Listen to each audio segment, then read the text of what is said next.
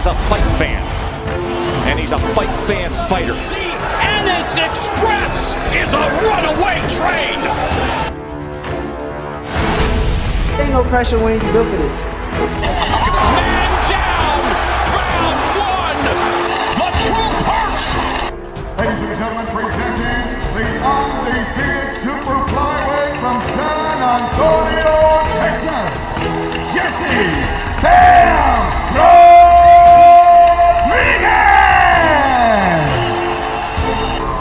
The universally recognized undisputed lightweight champion of the world, Devin the Dream Haney!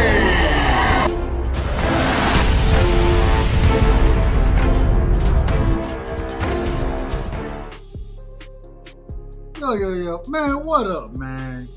We back at it, man, as always. Dub Rightside Rocky. I gotta talk about this. The shit that got so far out of order. Y'all know the thing that we try to do over here. We try to be in order. We try our best to be in order.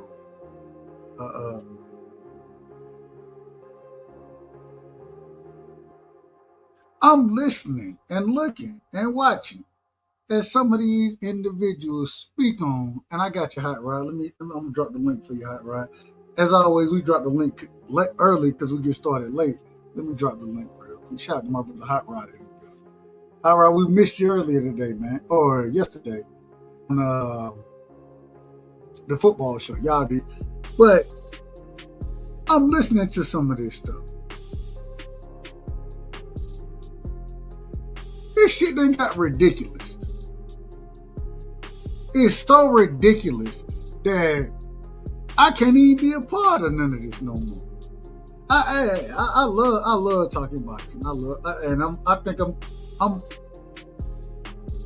I ain't the most knowledgeable, individual. We got my brother Hot Rod up here. Shout out to my brother Hot Rod. Give me a second, Hot. I'm not the most knowledgeable individual. But damn it, I tell the truth. I know that for a fact. I ain't getting up here lying. I ain't making shit up. I'm listening right now, and when we ask niggas to do certain things in boxing, they go and do it. Then we criticize them for doing what we literally asked them to do.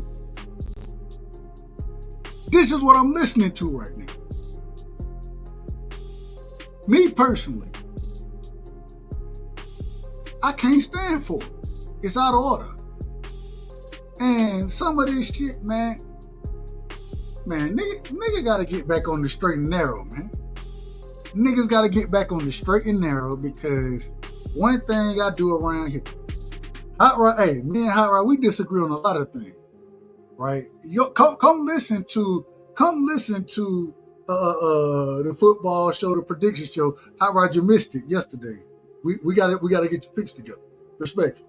But come listen. We don't always agree, but we don't have to agree. But just because we don't agree, I can't shit on his take on the pick. He can't shit on my take on the pick, and we not gonna do it because we're gonna be respectful. This shit done got so crazy that niggas are saying Shakur Stevenson, although he put hands on Williams Zepada, did everything he needed to do to win that fight. We didn't count the knockdown. He really didn't have that great of a performance. He looked bad in the fight. And I'm like, wait a minute, this is what we asked for. We asked for this man to sit in the pocket the way he did. We asked for this. I call myself a hypocrite all the time. When Devin Haney went out there and moved around the ring against Jose Ramirez, I said, I'm a hypocrite, because I always say, Devin, man, go fight your fight. Just make sure you win. That's what he did in that fight. But it was boring. Now, you should step on you should step on Jose Ramirez. But I can't have it both ways. And what I'm looking at and listening to right now is niggas wanting to have it both ways. And then outside of having it both ways, then they want to go in there and say, well, it should have been called this way, or this should have happened. Man, stop it. Stop the bullshit. Y'all niggas bullshitting out here, man. I ain't got no problem with you saying that, man, Shakur, he could have been a little more defensively responsible. Those, I ain't got no problem with that. But now all of a sudden, well, who is William Zepada? I listened to niggas tell me that William Zepada was going to put hands on Shakur. This is what folks was telling me. I disagreed, which is okay. We can disagree about that. The fight happened how it's going to happen. Ultimately, we're going to figure out who's going to be right as far as the predictions we make. But then when he does it, those same individuals come out and say, well, Shakur, he fought the wrong fight. He shouldn't have been, he got hit too much. He shouldn't have been, wait a minute. Y'all the same. You can't have it all. You can't have it every way you looking at it. It's not possible. At some point in time, just stand back and be like, you know what? Hey man, that's a hell of a job by him. Give him the credit he deserves. William Zepada, a hell of a fighter. You know what I'm saying? Shout out to Floyd Mayweather. He's a hell of a fighter. And he sat right there and he threw punches. I didn't think they landed crisp. The judges didn't think they landed crisp. But at the same time, man, you can't have it both. Well, not all of a sudden. Well, Shakur got hit too much. He said that. That's true. He said that. You're gonna get hit when you fight a certain style. And the style that we asked for, me included, we asked for that, man, bro, you more talented than this. You ain't gotta be on the back foot the entire time. You ain't gotta run around the ring. Let your hands go. He go do it, and now all of a sudden we criticize him. Man, this shit done got ridiculous. Hot Rod, welcome to the panel, man. You know I'm gonna be out of order tonight. Welcome to the panel, my brother. We gotta get your picks. I ain't saying tonight. We ain't gonna get them on this show, but you gotta pull back up because we gotta get your picks, my brother. Go ahead, Hot Rod.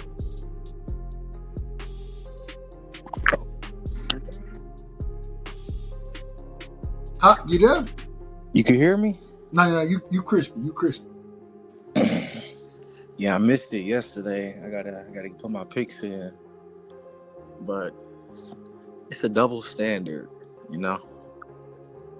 It's like, perfect example, Earl Spence Crawford. The same folks that swore up and down Earl was gonna beat Crawford to death had excuses after the fight of why Earl lost. And it's the same thing here. I bet you them same people that's have a problem or being delusional are the same folks that said before the fight, oh, this is gonna be a good fight. Zepada might beat him. Shakur not that good. You hear it all the time, and then when the fight happens and them folks are wrong, now they got to come up with another excuse and another excuse, and they just keep deflecting, you know? It's like Coach Malachi always say, it's confirmation bias. You want to believe what you want to believe, no matter what happens. So it you know, OG, I think you wasting your time. I think you can be doing something better than listening to these dummies on here that have confirmation bias. Because how can you sit here and say, oh, Zepada gonna smash him, or it's gonna be a good fight, or Shakur not that good. Shakur is boring. Okay, but he gives you a good fight. He was in the pocket with this man. This man pace, Zepada pace kept up the same of what he was for previous opponents. And Shakur schooled him. He outclassed him in the pocket. It's just a double standard, OG. You know, it's confirmation bias. You know, these niggas gonna keep deflect, and they gonna keep deflecting, man. I passed the mic.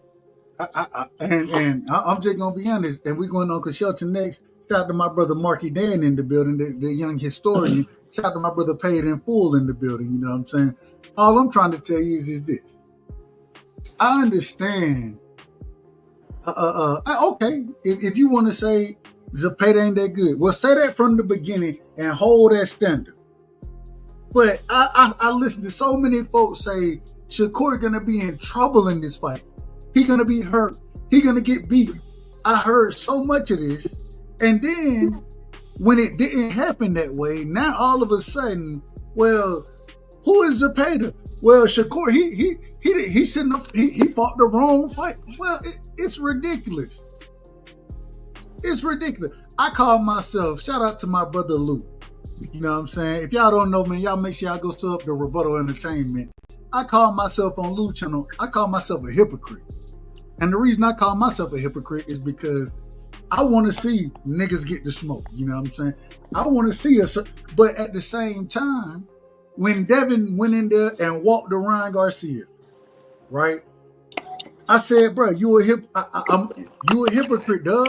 You a hypocrite because you asked for him to do something, and when he go do it and get hurt in the fight, you sit there and say he fought the wrong fight. But that's what you asked for him to do. I'm a hypocrite. I'm trying to be honest about it. And Paid, I'm putting you on. Somebody, yeah. You got background, Paid. I'm putting you on. Stop eating. But all I'm trying to tell you is when we're talking about this past fight, Williams Zepada versus Shakur, I thought Shakur put on a masterclass. And if you want to say he was hurt in that second, third round, whatever round it was, that's fine. I ain't got no problem with it. I have no problem with that. He won the fight easily, but now all of a sudden, well, who is Williams Zepada? We can't judge him off. No, I listened to folks. I listened to y'all say that Williams Zepada was gonna beat this man.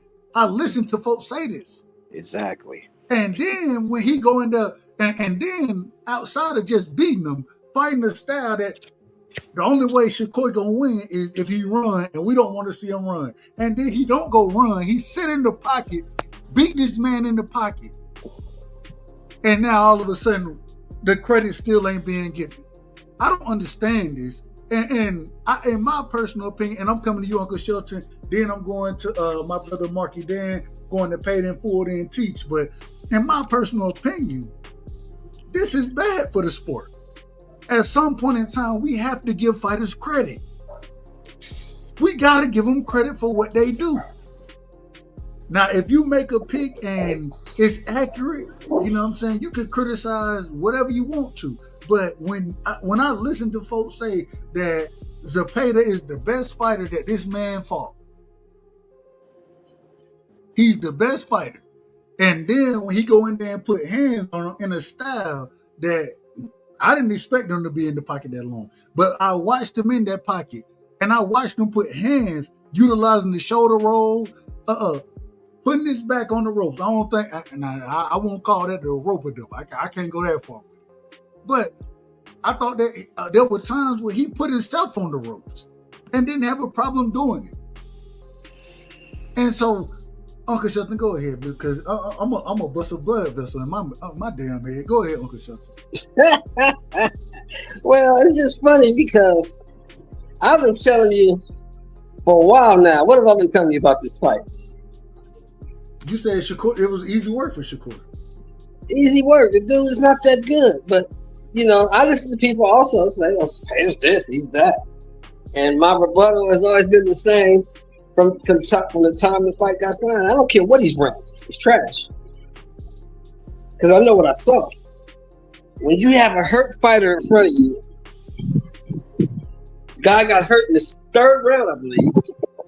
You can't do nothing with this guy. You still going life or death with him. Then he drops you in the ninth, and he's still hurt. He's hurt worse than he was the third round. You gonna tell me this guy is quality opposition?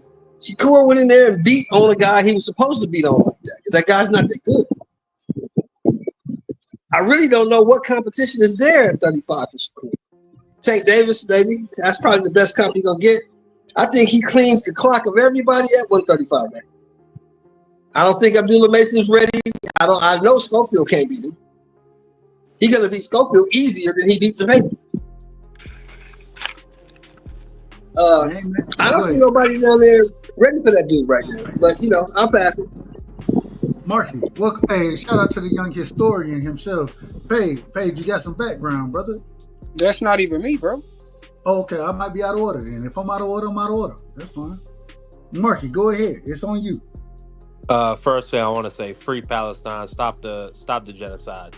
But to Shakur, I enjoyed the performance, man. It was a very, very entertaining performance.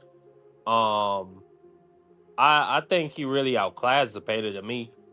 People were saying that they gave Zepada 4 rounds. Some people said they had it 5 rounds. I don't know what the hell they were watching. I think that the dispensaries are putting shrooms and marijuana. I'm being serious though, Rightside. Like I had that shit 11-1. Could have been 10-2, like at best for Zepada. I don't know what the hell some of these people are watching. Like Shakur went out there and he schooled him. And he really wasn't doing too much moving. It was like y'all was saying, he was in that pocket or he was against that rope. And he was able to show up. He was able to pull out the Philly shell and the shoulder roll because Zepeda's a southpaw, and he could use it on that side.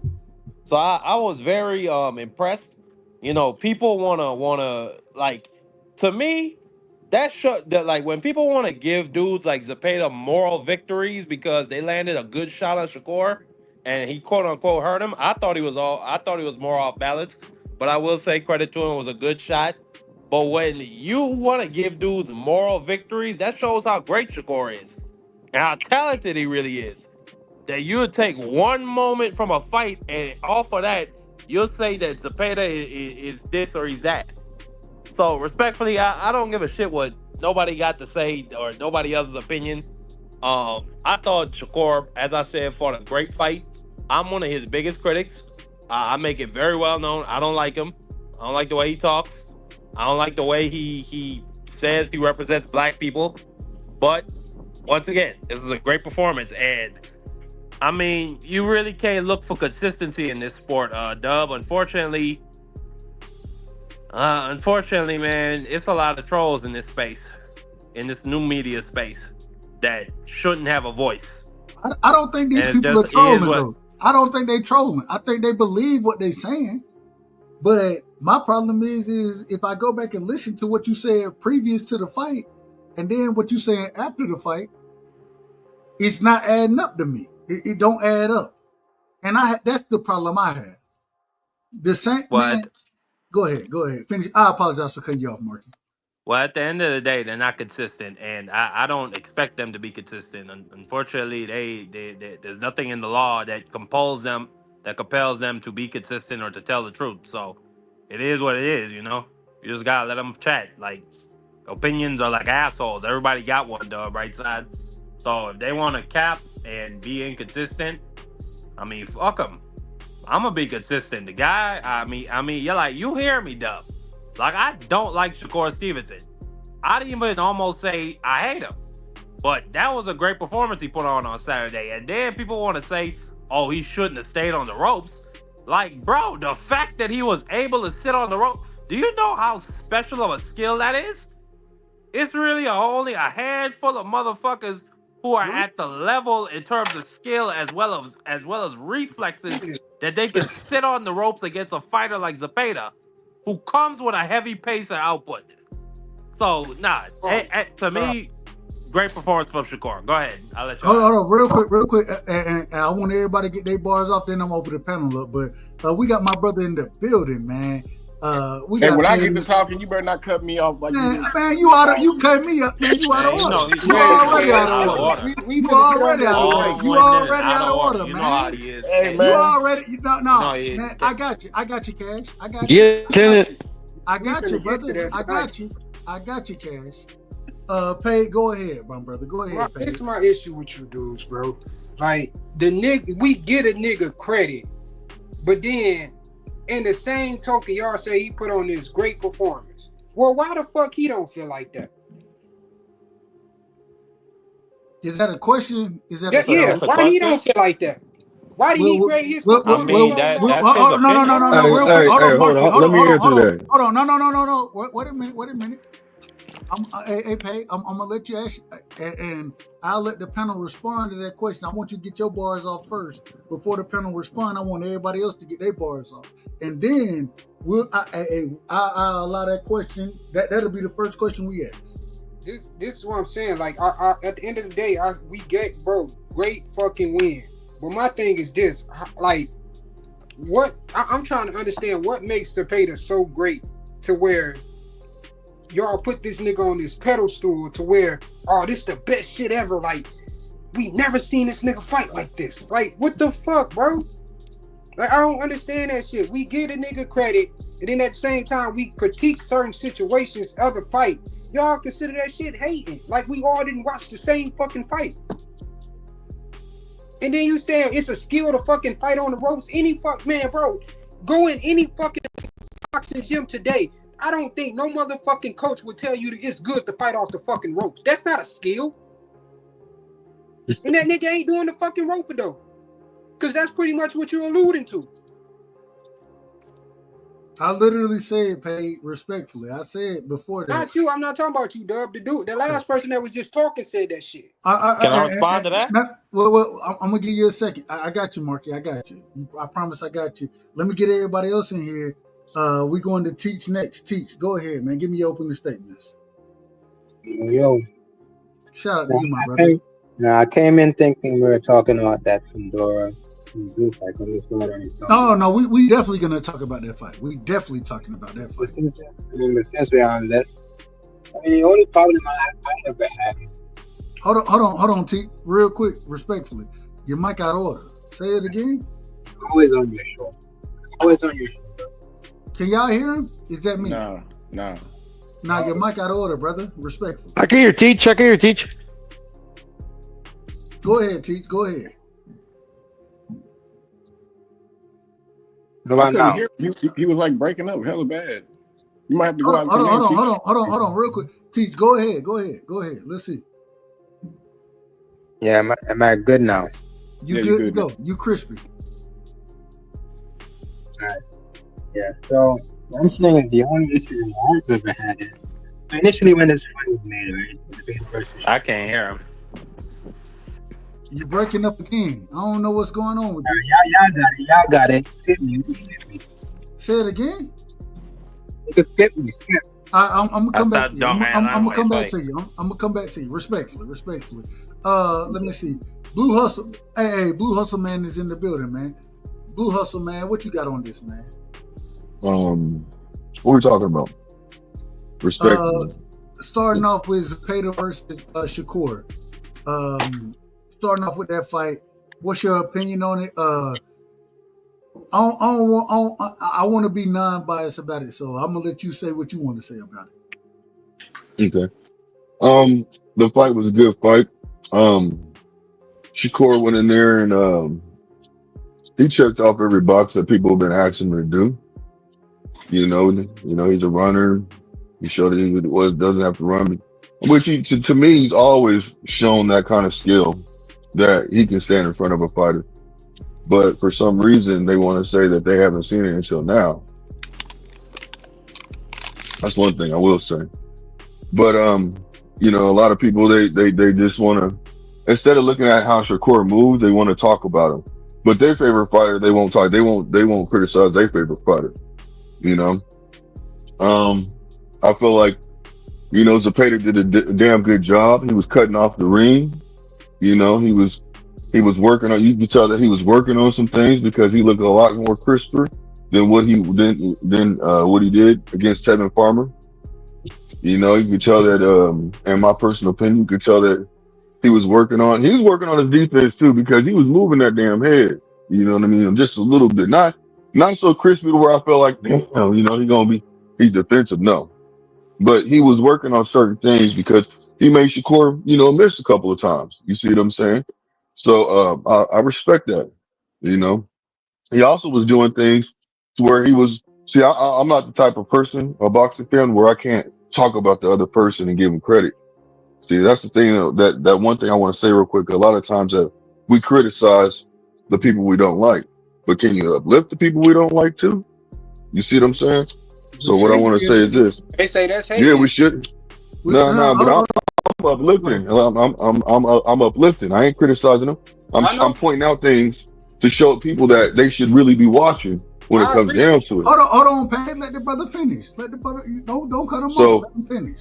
So he worked on certain things, like when his coach was telling him, throw to the body, throw to the arms, to the shoulders. He did that. He told him to go, you know what?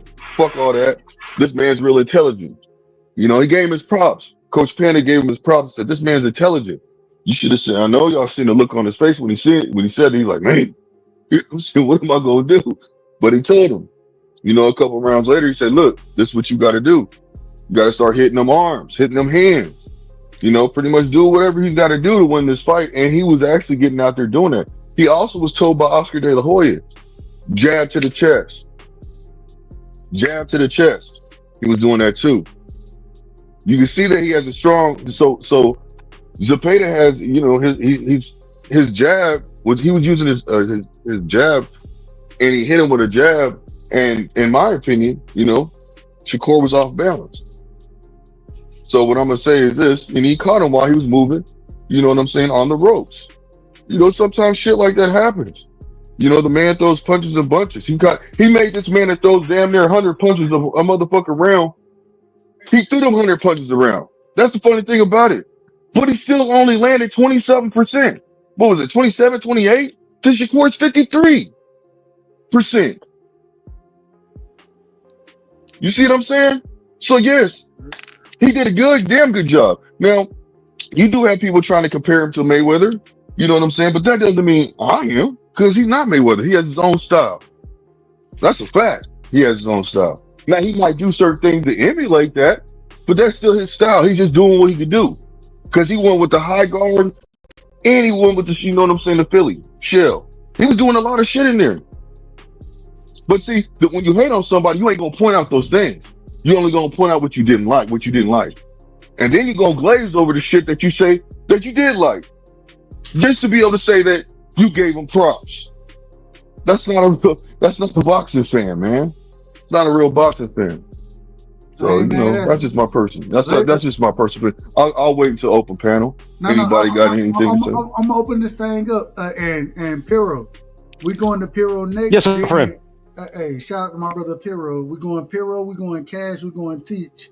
And then I'll jump back in this thing. But Piro, man, give me your thoughts about this fight, William Zepeda versus Shakur Stevenson. What's your thoughts on it? Well, I got first initial thoughts. I think Hustle Man broke the fight down early, and also broken down how the fans like to hold on, glaze over these fighters when real quick. Hold on, What's up? Quick. Your What's mic up? is going in and out. Respect. My bad. Hold on. Let me adjust. No. I think you good. How about now? You good. Go ahead. Yeah, no, that's saying the point I want to make is that Blue and he broke it down pretty good, man. Especially how the fans like glazing, like just to give him credit. I mean, I rock with Blue Man was coming down. Secondly, my first initial thought when I was watching the fight, I was watching on my phone. I was at my in-laws' house. I was telling my brother-in-law, I'm like, man, this fight is actually really good. So I would thank the Lord, because like it's not every day we say that about a Shakur Stevenson fight, but it was a good fight. I remember telling the lieutenant earlier on the home channel that it was a nightmare to score, but the cars were way too wide. I thought Shakur did really well. I thought Zepeda did really well. I think Shakur won the fight. I haven't done the rewatch, but it's way closer than I would say. That's initial thoughts on it. I agree 100% if you say that the scorecards was wrong. I agree with that. But as far as the fight goes, I don't see what. But before I get to what I'm gonna say, I got my brother Cash in the building. I got my brother Teach in the building. So we're going Cash, Teach. Then we're gonna open this thing up. Go ahead, Cash. Yeah, just put the whole rope-a-dope shit to rest. These little dudes ain't tall enough to do the rope-a-dope. I don't give a fuck what your opinion is. That's just the facts of it. You need to be tall enough to be leaning over the ropes with your whole back over the ropes, way away from your opponent. That's where the rope-a-dope came from. Whatever you got rope-a-dope in your fucking head, that's cool. But don't call that shit rope-a-dope ever again. Listen, I went. This is the first Shakur fight that I done watched 3 times now, and I scored it different. I had Shakur winning 7-5, but I also seen the knockdown that you weird niggas can't just admit is a knockdown. I mean, maybe you don't want to admit it because it would be a dude who never been a champion or who you can't name 5 of the paid opponents off the top of your head, not name Tevin Farmer or Shakur Stevenson. None of y'all niggas. You know what I mean? Shakur did some good shit in there, but I mean, shit, I seen some holes in his game. I mean, yeah, he sat down and fought a little bit, but the nigga said himself, I ain't never doing that shit again. And he only fight we've seen him fight like that with guys who really ain't punching. He'll never fight like that against no one who's really cracking. Thank you. All y'all know that shit. You know that. Until he does, I don't even want it. It's not even a debate because the nigga ain't never done it. But I had the right man won the fight. But all this belt to ass, domination, all that, man, that shit's all cap. That's just y'all putting extra glaze on fucking donut that's already glazed. Exactly, bro. That shit crazy. all right, hold on. Let me get teaching here, and then we'll open the panel up. Go ahead, Teach. Nah, Cash. We don't want you on this side. You got to stay over there.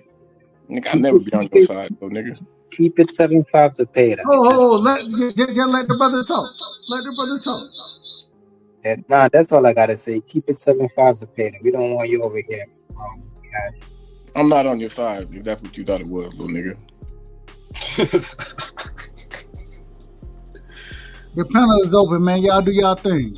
I need to know my question though for Marky Dan. And what boxing gym do they teach you to just it's good to fight off the ropes?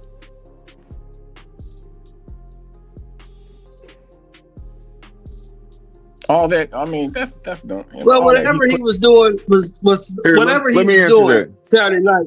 The dude he was fighting couldn't deal with it, so that's all that mattered. He couldn't deal with it. He put himself in the corner, and he put himself here. Shakur put himself over there to get what it is. Whatever he wanted to do, he did, and the dude he was fighting couldn't do nothing about it. So that's the bottom line. Let me answer that question, please. No, hold on. Let me finish off. First of all, what I'm saying is that that's where Zepada had most of his success with when Shakur was on the ropes. When Shakur got off the ropes, which he made the adjustment around the 5th or 6th round, is when he started putting hands on Zepada. So I don't know where Marky Dan was even going with that shit, bro. Like that's everybody was telling the nigga don't sit on the ropes. Go ahead, okay, so let me real quick. A lot of y'all who've been critiquing other people's opposition throughout their career, like flat-footed. I done heard that out of a lot of y'all mouth. He fighting number flat-footed guys or one-dimensional, or you know what I mean. So when it turns around and you hear these things about your favorite fighter's opponent who's flat-footed, one-dimensional, and he got eye power, but he don't got no scary power. You know what I mean? Don't take it. Shut up, nigga. Don't take it so personal, man. Don't get so fucking emotional because you done said all these things before, man. Damn. Tell me how Zepada was flat-footed. It's flat-footed. But you said who asked that question about being on the rope though? Zepada, I said that. Okay. What I was gonna say is this. I mean, I understand you feel like it doesn't take skill, but everybody's entitled to their opinion, just like I'm entitled to mine. So I'm gonna give you my opinion on that. So I feel like this is that it does take skill to do what he was doing, and if you're trying to say it doesn't, you know what I'm saying? I don't understand where you're coming from, because it does take skill. That's something that Mayweather did, and not comparing him to it, to that, but something Mayweather did, and he perfected that. He did it very well. He was standing there. Muhammad Ali did it. You know what I'm saying? You don't have to be super tall just to rope and dope. You just got to know how to lean into the rope to dodge the punches. That's what it is. Rope and dope. You don't have to be super tall to do that. But how can Y'all niggas bugging, bro. Like, that's not no fucking rope though. What are we talking about, bro? Well, and I want to say this. I do disagree with Blue Hustle. Respect. This shit is ridiculous. No, I disagree that he was doing anything close to the rope dope. I'm not saying it. Hold on. I'm not saying. Let me finish. Hold on, just let me finish. Man. Okay. All I'm saying is that I do think there were times in the fight where I think he accepted putting his backs on the ropes and wanted to be where he was at in the fight. But at the same time, I'm not going to call it the rope-a-dope. My thing is I think that he fought off the ropes well, but he should have never been on the ropes. I think if you're going to be a true master boxer, you know what I'm saying? But hold on. The reason why he got up on the ropes, the right side, is because he wanted to open him up to make him to get throw punches, make him feel comfortable. That's why he did that. I don't understand why people can't see the reason why he did that. He felt comfortable enough to come over there because he didn't respect his power. He said, you know what, this man ain't hitting like he thought he was gonna hit. So therefore, I'm gonna go over here and let the man do it, so I can pop shot him and do what I got to do and fight off the ropes. I wanna. Think he was punching like that? I want to know who claims who claims. Wait 1 second, dog. Who claims Shakur was doing a rope? I got you, Teach. One thing I always ask, let's be in order. Let's be in order. But go ahead, Teach. Then we go on the page. Yeah. I keep it right. But go ahead, Teach. Then we go on the page. We'll move it around accordingly. I want some names because I don't know who was claiming Shakur was doing the rope. Like the first person I heard whoever said that was 2 Cent. And I don't know where 2 Cent got that from. I heard a whole panel full of niggas saying that Let the man finish. Let some names. Because I never heard anybody claiming Shakur. Go back and run the replay, nigga. Y'all just man, let this man talk. Y'all just saying stuff because y'all just want to discredit him, and that's it. Nobody claims Shakur was doing anything. Y'all just making shit up right now. What was made up though? Rope-a-dope. Who did you hear? You didn't just hear them say that shit? Who? No, only Marky said that. Marky said that. Tell me. What are we talking about? You didn't hear 2 niggas allude to that shit. No, Mark said that. What I said is he fought off the ropes. Now, if you want to call it like that, then you know what? That's what Marky want to call it. I'm not going to argue with that man about his opinion. I've never once heard somebody saying Shakur was doing a rope-a-dope until 2 Cent said that yesterday. And then y'all are running on that from yesterday till today. My nigga, he just said that, bro. What are you talking about? Hey, no, Marky just said that, bro. Marky just said that, Teach. Hold on. At the same time, Marky said that, and Marky he dropped out. So I would always say let him defend his opinion, but I didn't look at it as. Hold on, real quick. I got you. I'm coming. I got you. Mm-hmm. I didn't look at it as in a rope-a-dope. I didn't look at it as any of that. I said, even when I was calling the fight, man, get your back off the motherfucking ropes, bro. Right. What are you doing? I ain't got no problem saying that. All I'm saying is that he still was able to shoot and fire off the ropes when his back was on the ropes. I thought he did a very good job of letting his hands go when his back was on the ropes.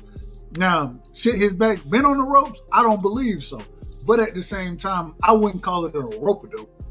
No, even Wally Moses didn't want him to do it, but Shakur did what he wanted to do. I don't think that's true. I don't think that part is true. I think he was more so forced into that point because the fact after the 5th or 6th round, or maybe I'll give him the 4th round, 4th to 5th round, Shakur made an adjustment to make him push Zepada towards the middle of the ring, which is where he pretty much got off on Zepada.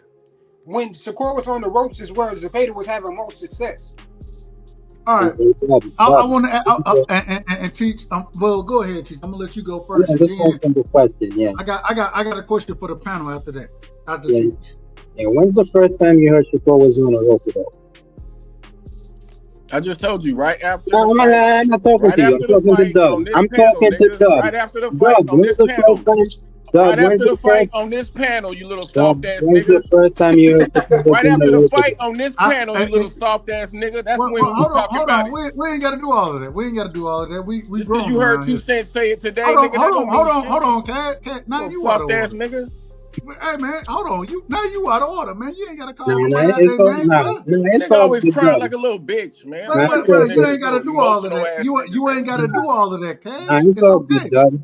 Now we like this. We like this in the discourse. It's all good. That's what y'all like. I don't like it on my show. Well, I don't like it on my show.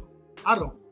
We ain't gotta call nobody out their name, man. We ain't gonna do all of that. When the fuck you know me to lie, nigga? Hold on, I ain't call you a liar. I'm talking to Teach. All right, let me move forward real quick, man. Let me get Dank Father in here. Let me get Ohio in here. Dank Father, shout out to my brother Dank. What you Niggas thought is about? getting in emotions today, man. Getting moist. It's out of order. It's out of order. It's out of order. Niggas is getting moist. Wait. Oh, now you out of order. But Speaking of emotions, they probably go ahead, man. Hey, look, hey, Dub, you know I had to say it again. I don't care, man. You know I just had to get it out my chest, right? Well, you still out of order. You still out of order. Hold on. Let my brother let Dank go. Let Ohio go. And then we gonna pass it around. This shit been crazy. This shit been crazy since Saturday, man. Yeah. These guys who don't like Shakur, they've been losing their marbles, man.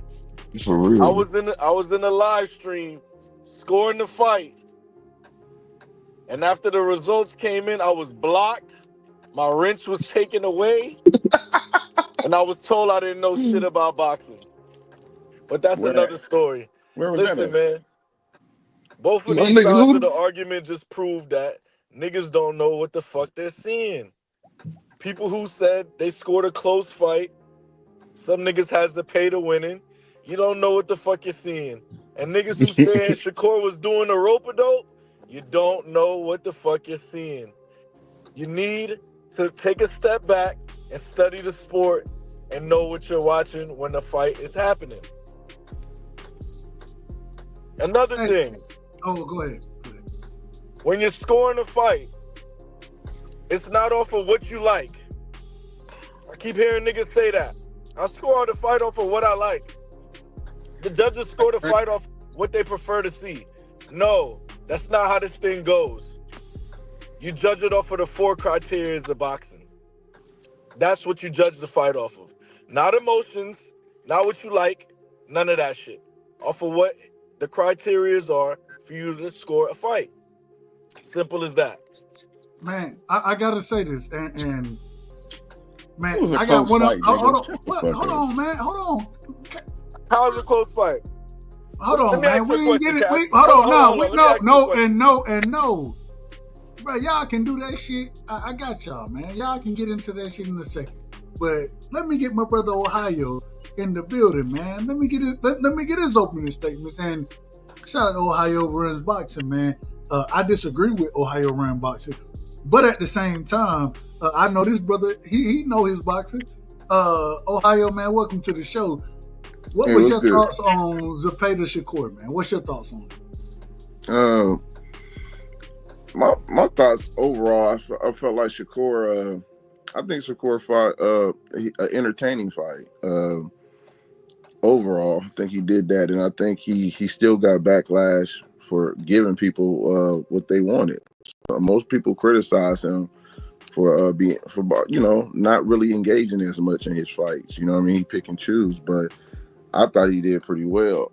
And to be honest, now some people felt like Zepada did press the issue, forced to fight sometimes. I don't know. See, it's kind of tough because it's like,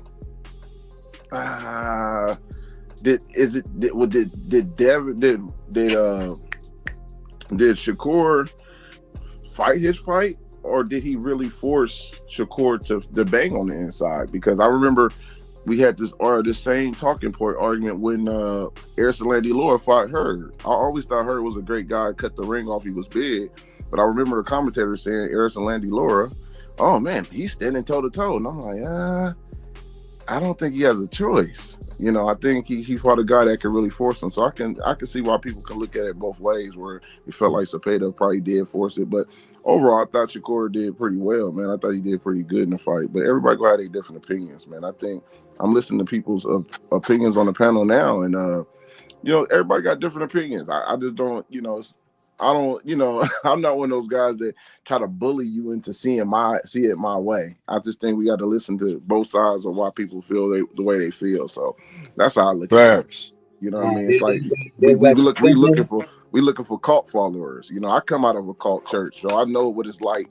to not agree with something, and you get crucified for not agreeing with what the leader is saying. So I know that's a crazy feeling to have, man. But y'all got some good opinions on here, just different, perspectives. That's all.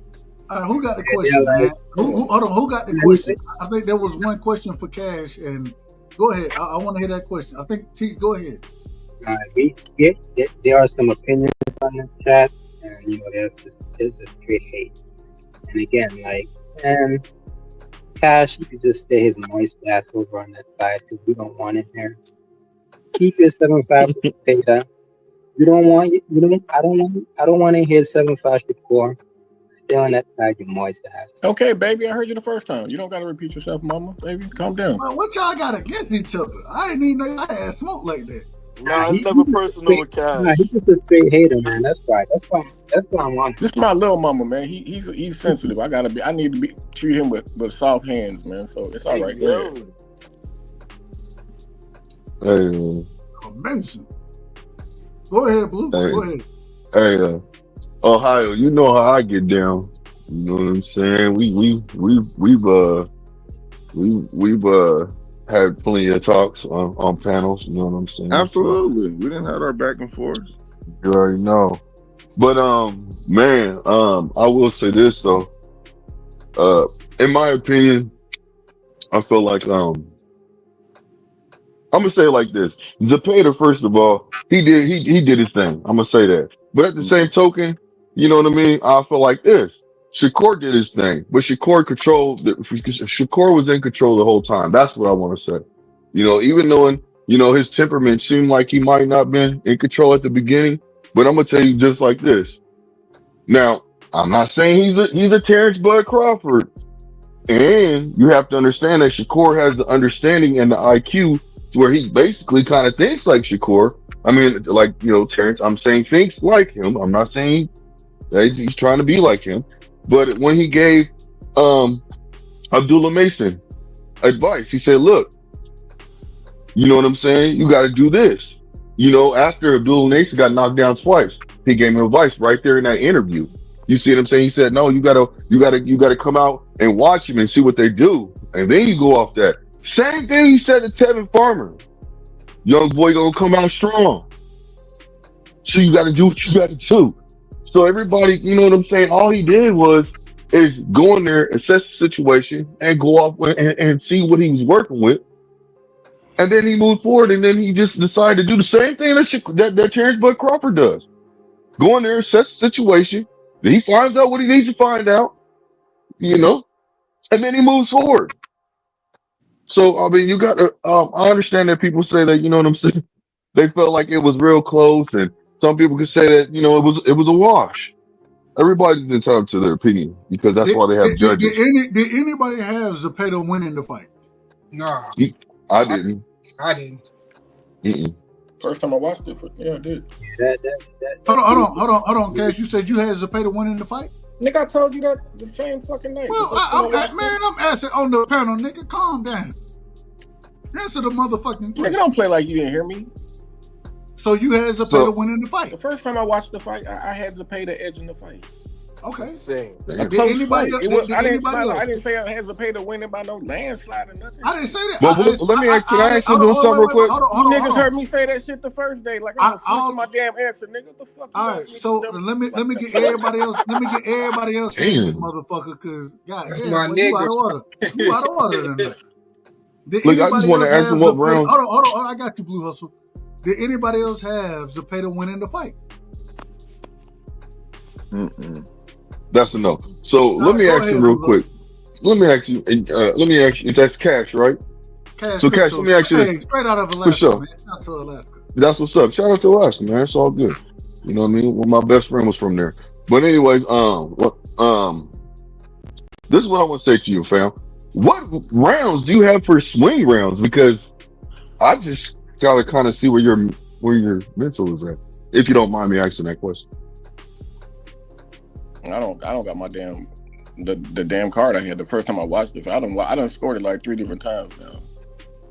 No, I'm just saying. I'll What tell do you how I seen what it, do you? though. I tell you basically That's what I'm saying. On the first time you seen it, that's what I'm talking about. Calm down. The first time I watched the fight, I seen Zepada get I thought he controlled the most of the first half of the fight. You know what I mean? I might have gave Shakur a round in that first. I thought Zepada was doing the better work, controlling the fight the first half of the fight. And then I thought Shakur started, you know what I mean, to get his shit off and, you know what I mean, to dominate more later on in the fight. Yeah, that's how I seen the fight the first time I watched it. Yeah, I didn't count that. So you gave him one round and between 1 through 6. And how many rounds did you give him in between 7 through 12? Which fighter? You talking about Shakur? Yeah. I gave Zepada 7 rounds and I gave Shakur 5. No, I'm asking. So you gave him what? So you gave him 4 rounds, and between 7 and 12. Where's the Shakur? Oh, bro. Like, where's the line of questioning? Okay. I got a question for the panel. I'm trying to understand where the line of questioning going though. Like, what's the line of questioning? He just trying to get an understanding of how Yeah, I'm trying to get an understanding. He was asked the question. Hold on. I'll answer the question. He was asked the question of who thought Zepada won. He's the only one that said that he thought Zepada won. So I wanted to see where his mental game was going with this.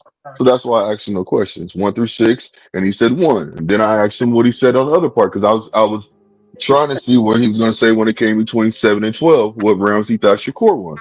So he said that. He said 7-5. So that's why I said what I said. No, I got you. Go ahead. Yeah. Go ahead. Ohio.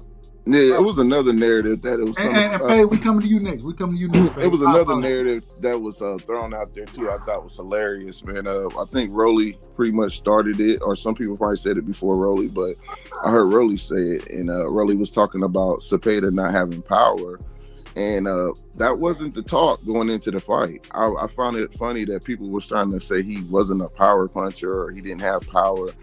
And the man got 27 knockouts with 33 fights. I thought that was hilarious because now this is why you got to have criteria in boxing, because once you have criteria, it don't matter what fighter comes across the board, they all meet them same type of criteria. And some people were saying, well, Shakur stood in the pocket because he couldn't punch. And I'm like, okay, Terrence Crawford got hit solid by Earl Spence and said he took his best shot, and that's when he got comfortable. It doesn't, just because a fighter take your best shot doesn't mean you don't have power. Ernie Shavers hit Muhammad Ali, and he didn't get knocked out at all by Ernie Shavers, who was known to be a puncher. And Muhammad Ali said that was the hardest puncher he ever faced. Adrian Broner went up to 147, and Marcos Maidana said he was the hardest puncher he ever faced. But Broner wasn't stopping a lot of people at 147 either. So we got to be careful when we take one fight and make it that's who they are. Another thing that a lot of guys wasn't saying about Zepada was when he stepped it up the competition. Tevin Farmer is good at the Philly shell. Shakur was fighting in the Philly shell in the way too. It's like he fought slicker guys, and it made it harder for him to land the shots he wanted to be really solid punches on these guys. The defense changed, skill set changed when you step up. Ask Keith Thurman, one-time knockout. Ask Erga Belanga. These guys get knockouts, but once you fight guys who got better skill set and know how to roll off punches, they're not going to hit them with the solid. That doesn't mean you can't punch. So the narrative about Zepada ain't really a puncher. It's a lot of people going about they're prisoners of the moment. You know, he might not be a one knockout puncher, but he might get off on accumulation of punches, which means it's going to be hard to get those off on a Tevin and a Shakur. You're not going to be able to get those off on those type of guys. So he might go back to knocking guys out, but it doesn't decline him as saying he's not a puncher because he couldn't hurt Shakur. And I'm gonna say this too before y'all cut me off. that also goes to show you that sometimes these guys got chins. How do we know a guy got a chin if he doesn't face a guy with a high KO ratio? I remember Lucas Matias knocking everything out. When Danny Garcia fought him, I said Lucas was about to knock Danny out. And Danny ate everything he threw, right? He ate it. I'm talking about solid shots. That's how I was like, oh, Danny got a chin. That's how you find out a guy has a chin when they fight guys with high KO ratio. So you can't sit there and say a guy ain't got a power and not give credit to the guy who probably got a chin with the skill set. So you can't just look at it one way. And I think a lot of people were doing that after the performance, which is crazy. Name 3 guys Zepada knocked out. You said what? Name 3 guys Zepada knocked out. Okay, and I'm gonna answer this question. Because you just exactly. said name 3. Hold on. Nope. I'm gonna name. Don't pull up box, right? No. That's not what I'm doing. No, I'm not doing that. Hold on. Let him answer. No. I'm gonna ask him a question. I'm asking them. Is power based off who you fight? Man, you asking me a question. No. Never mind. Hold on. No. I retract the question. I retract it. No. I'm listening to you, bro. Power is not based on who you fight. When Kelly Pavlik was coming up in the rankings and he fought Erison Miranda, don't tell me he wasn't noticed of being a power puncher because he didn't knock out guys no one knew. When he knocked out Erison Miranda, don't tell me that the man got power now because he knocked out a guy named Erison Miranda. That's where I think a lot of people fall victim of. They look at these guys and they say, well, he hasn't knocked out nobody I know. It doesn't matter. What happens is when you move up in competition, the skill set changes where it's harder for you to hit those targets. It never says you don't have power. It just makes it harder for you to hit the target. So when you got Deontay Wilder coming up in the rankings, you can't say he don't have power. He just didn't have the skill set when they matched other guys at the top level to be able to get those shots off, even though he still knocked Tyson Fury down. So when we use this, who has he knocked out? I remember who else said this before. I remember what's his name? Chris Colbert. He said that against what's his name? The one that Tank knocked out. Hector Garcia. Hector Garcia. He said in the press conference, who have you knocked out for me to be so dangerous? And he knocked your ass down. Almost knocked you out. Power is not based on the names you knocked out. You step up. If you can step up and show your skill set to still land those shots, you have power. That's why John Molina was a guy who had a puncher's chance. He was a high volume guy. But when he fought Mickey Bay, that's my guy out of Cleveland, going into that fight, we said, John Molina got a puncher's chance. We didn't say who he fought. We said he had a puncher's chance because we knew he knocked out majority of his opponents. And what the fuck happened against Mickey and him? Mickey outboxed him for 11 rounds and got stopped. One punch got stopped. So when you sit there and say, hold on, and I'm letting him cook. No, none of this shit. When you ask questions about the block, when you ask questions about who they knocked out, this is why y'all gotta know who the heck their resume is too, because there could be a couple Darnell Boones on their resume that you don't know nothing about. Boxing doesn't evolve just around your knowledge. Just because you don't know who the fighter is or who they fought, don't mean they didn't fight nobody tough. That's what y'all gotta get in your mind. I know some guys he knocked out. I'm just asking you the damn question. You could have just said you don't fucking know. Goddamn, man. No, I'm just saying that the only reason I broke that down because that to me that question is if you don't know, correct me. Zepada got decent power, bro, but he's not he's not no super puncher, man. He got decent power. I'm asking you. And he pretty much stopped guys with accumulation of punches. He ain't got no serious power. Come on, man. But let me ask this. No, let me ask this question. Zepada does not have KO power. He has power of accumulation. He can knock you out. Go ahead and do what you do. But at the same time, I would answer the question. That's why we have your KO ratio too, with majority of your fights. But the questions still haven't been answered though. But I'll answer the question. No, I retracted the question, man. Cabrera, Maxie Hughes, and I believe I could be wrong. I think he knocked out Alvarez or Renee. What's the brother last name? Alvarado. I think those are the three names. Yeah, you don't pull up box rec while this nigga was talking, nigga. It's all good. I don't even have to do that. Bro, I don't even have to pull back. Man, come on, bro. You know. Yeah, because you got to see a lot of the fights. Sometimes it's fights that we don't get to see, and certain things happen. I remember they actually hide a lot of those things too when they sign these fighters. You don't even get to see a lot of their vulnerability moments on television. Alicia first fight was on YouTube when she lost. When she signed the DAZN, it disappeared. They actually took that off of YouTube where she was taking a pounding. You know what I mean? She took a pounding. Nigga, watch it.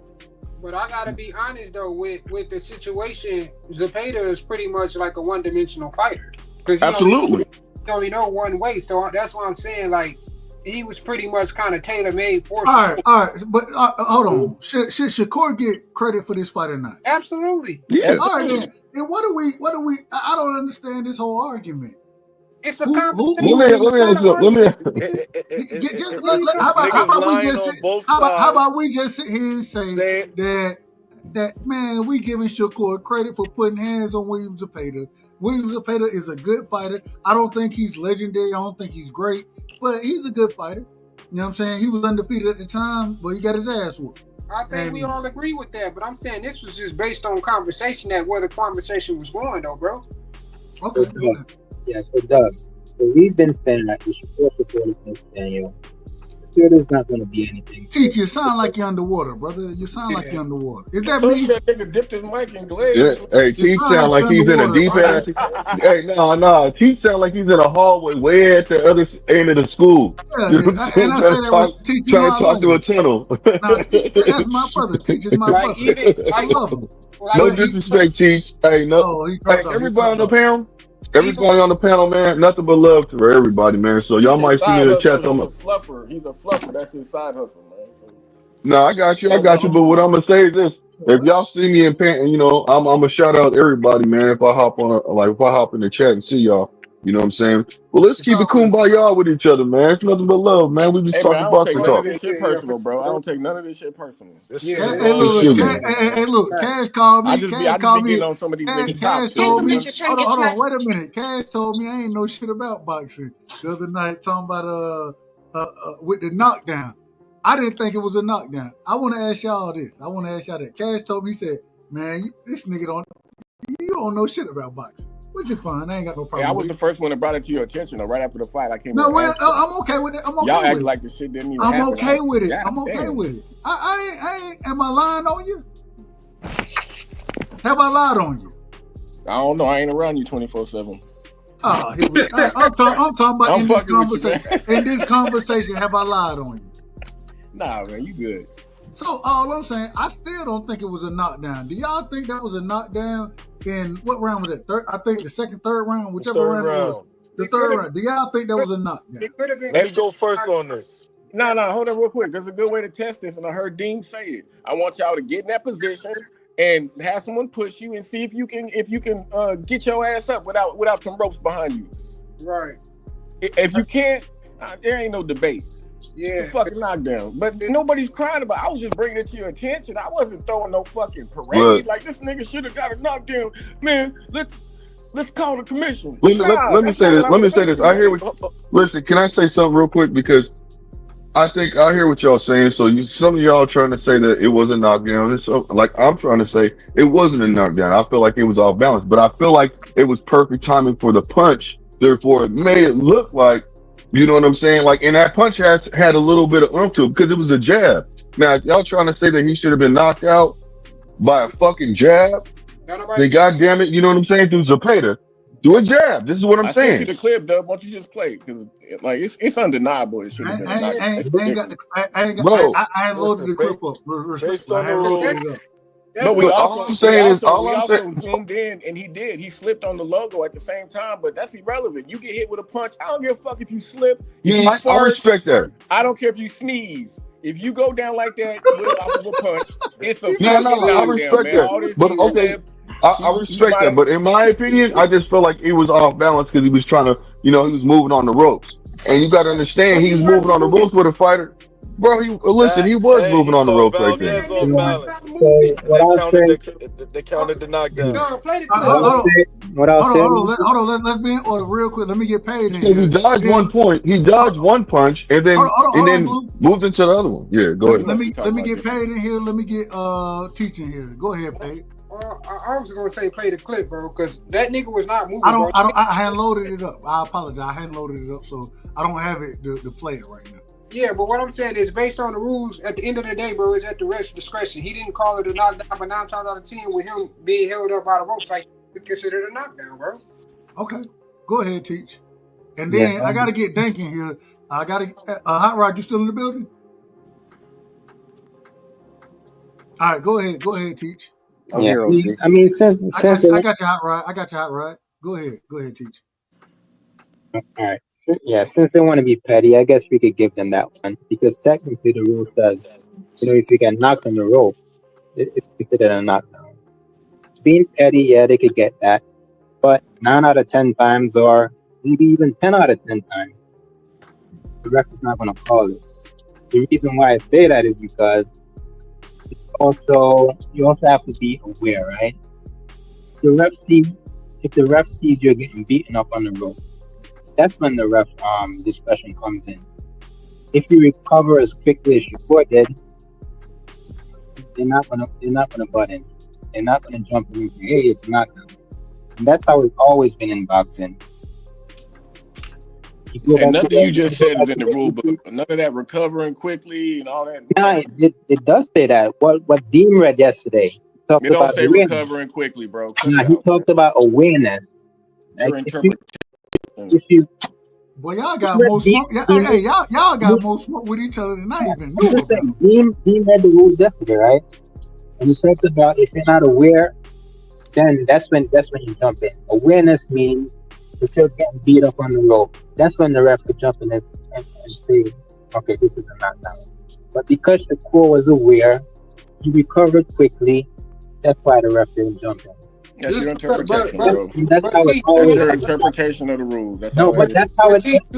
You have heard of flash knockdowns, though, right? You don't necessarily always got to be hurt. Yeah, but hey, what I'm saying, right? Have you ever seen a knockdown of guys on the rope? We've seen it many times, right? Yeah. Yeah, usually. Yeah, usually. Why does the referee jump in? You said what? Why does the referee jump in and call it a knockdown? Usually. Is that his discretion? Always. Hey, real quick. Wait a minute, real quick, Piro. It say that okay, now never mind. He just dropped off. Piro, when you just jumped on, it said that your information ain't connecting accordingly. I don't know what stream y'all got going on. There we go. Piro. So look, here's. Hold on, real quick, Piro. Testing 1, 2, 3. Breaker 1 2, breaker 1 2. Do you copy? Hey, shout out to my brother Piro. Piro, I'm about to come to you in a second. I gotta get everybody's opinion about this. This thing got wild out here. But real quick, hold on. Let me say, I got it. This shit really ain't rocket science, man. Hey, you're cutting everybody off, dog. It really ain't rocket science. Man, this I'm ain't trying your show, nigga. I'm trying to have a good show. I'm trying to have a good. All right, fuck it. Y'all don't even give a fuck about my. I'm sorry, Dove. I didn't mean to. Y'all don't give a fuck about my. Y'all fuck it. Go ahead. Y'all go ahead. I'm gonna just let y'all be out of order. Y'all talk over each other all y'all want to. Go ahead. Nah, I just want to say this real quick. I just want to be real quick with this. So everybody talked about, Shakur. Basically that should have been a knockdown, right? It's kind of the same situation where with Ugas and fucking Earl Spence. You see what I'm saying? Earl Spence, fell all the way back to the ropes and then get called for as a knockdown. It's up to the discretion of the ref. You see what I'm saying? So I understand what y'all saying. No, I understand. That's what I'm saying. I'm not giving pushback because we all are right when you think about it, because we don't know what mentally happened with that man when he got hit with that punch. Only he knows if that hurt him or not, or if he was off balance. So we can speculate all we want to and come with our opinions. So that's why I'm saying to y'all, we're all right. So let's move on. Yeah, because his daughter said the same thing. Hey, it's all good. Yeah, she did. She did. She most definitely did. But that was love right there, though. That was love. And you heard what Shakur said. Shakur said, you know what? She's seeing what she's seeing. So I need to go back and work. That's some man shit right there, man. That's some man shit. I ain't mad at that at all. Bro. I personally don't have no problem with it because it shows the grit and toughness when a guy get a punch. So, Thank you. I don't know why. I had this debate with Shakur Stevenson Peoples on my page because I actually showed it. But they was like, oh, man, people don't know nothing about boxing. He slipped. I said, bruh, you don't downplay this. Take it for what it is. Floyd got touched. I mean, like all the guys get touched. Why are you trying to downplay this moment? It show grit, toughness. Like, don't downplay it. Don't downplay it, bro. Embrace it. Embrace it. So that's all I'm saying. You know, people don't even want to embrace that. They just downplay. It's part of boxing. Now, as far as we talking about whether to knock down or not, no, bro. I look at body language too, and it's up to referee discretion. But I'm really big on body language, and you know, me too.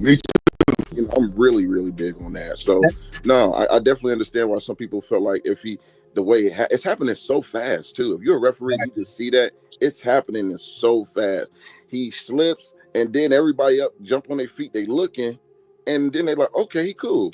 Oh, you know, it went up from high to low. Like, oh, okay, he cool. He back. So that's how I seen it. And I disagree. Everybody's right though. The rules clearly state if the ropes hold you up, it's a knockdown, but it's under the referee's discretion. The referee did not rule that the whole reps that the ropes hold him up, so he didn't call a knockdown. 100%. Yeah, that's what I just said. That's what I just said. I feel you. Yeah. Just like you said, technically it's a knockdown. But I think like 9 out of 10 times the ref is not gonna call that a knockdown. My whole point was all of a sudden. Well, it's a championship fight. You guys gotta understand it's a championship fight. That's why it didn't happen with Earl Spence. And you got to look at it like that too, because the A side is really going to get the fucking call. You know what I'm saying? And unfortunately, that was a position of the A side. You see what I'm saying? So another thing too, Terrence Crawford, his clip with Kovalevskis, that was you can see that too. I'm like, ooh, wait a minute now. And but here's the thing: out of all three of those scenarios, Earl Spence, Kovalevskis, and Shakur, they all rise to the occasion. Even when you thought something was going, they all did. All three of them. Earl stepped up, Shakur stepped up, and Terrence Crawford showed you another level. That's how I know he got clipped, because that motherfucker turned it up. I'm glad everybody knows about this referee discretion shit that I told y'all about months ago. I'm glad everybody knows about it now. That's all. Hey, talk to Cash. Hey, salute. What up, BVO? Salute, man. I want to make an announcement on here. Next week we got the great Jack Reese coming to the show, man. I don't know if you guys are familiar with the great Jack Reese. He gonna come by and bless the show, man. So I just got the text. I fell asleep. My bad on the thumbnail, Dub. I was asleep. Yeah, I was cooking with sticks. Nah, that's dope, man. Jack Reese is a good. Hey, I want to say things to BVO, right? You called me a nigga? Dang. What? Nobody said. Bro, what the fuck? This nigga hearing shit, brother. I was giving you props about. I want to run. Damn. It's a bunch of bull. Nah, brother, what I was saying, BVO, man, I was about to give you some goddamn props, man. Relax your ears just a little bit, my guy. Hey, respect to you, man, and great interview this today. You know what I'm saying? That's what I wanted to say to you, boss. I appreciate you, man. That was all Dub. That was Barnell Hill. I just was there. I just showed up. Oh, I thought that was. Well, I didn't see the shit. I thought that was Dub. He lying like hell, man. If it wasn't for BVO, we wouldn't have Uncle Stitch on the show. Well, no, I thought. Okay, so listen. You know how? Hold on, let me say something. Hold on, Dub. Dub. Let me. Okay, give me a second. Let me explain my confusion. I'm trying to explain my confusion, my nigga. I got you. Okay, that's all I'm trying to do. I thought it was your shit. I thought. Wait. Listen. I'm cool. At the same time, bro, when I started talking, I mean, I'm running the show. I'm trying to at least. I just let y'all motherfuckers go because y'all done got so far out of order. This shit don't even make sense in my personal opinion. But at the same time, I'm still trying to run this motherfucker. So when I started talking, I think I'm very gracious with passing the mic around. I think I'm gracious with it. And so when I say a few things, just let me rock just a tad bit. Is that okay? That's my bad. No, hey, I'm just saying. So no, shout out to BVO, because if it wasn't for BVO, we wouldn't have had Uncle Stitch on the show. I thought that was a hell of an interview that we had with him. He always brings the brother got stories for days. You know what I'm saying? I gotta figure out questions to even ask to get some of those stories out. But go ahead, Blue Hustle. Go ahead. I apologize for cutting you off. I got a quick question for you, Doug. Go ahead. Go ahead. Did you see the damn raps and how it looked like the nigga had? I didn't know. I seen your question. Like he had morning piss. I didn't even know where his knuckles were. I didn't even know how to ask that question, Cash. I ain't gonna lie to you. Man, that's you gotta.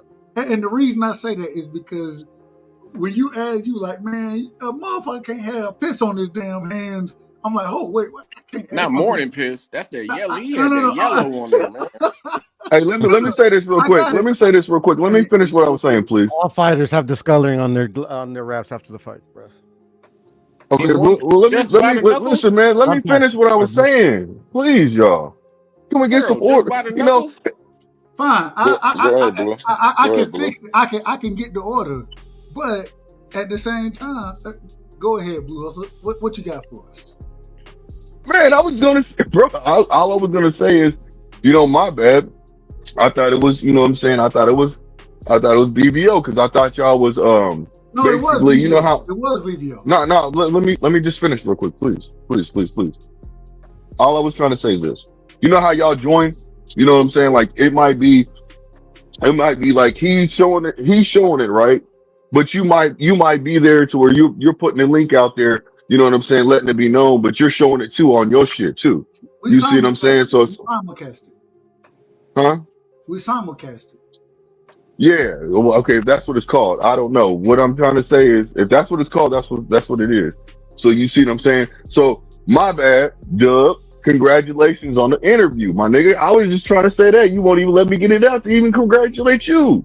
I appreciate it. Okay, well, let me finish what I'm saying so I can congratulate you, my nigga.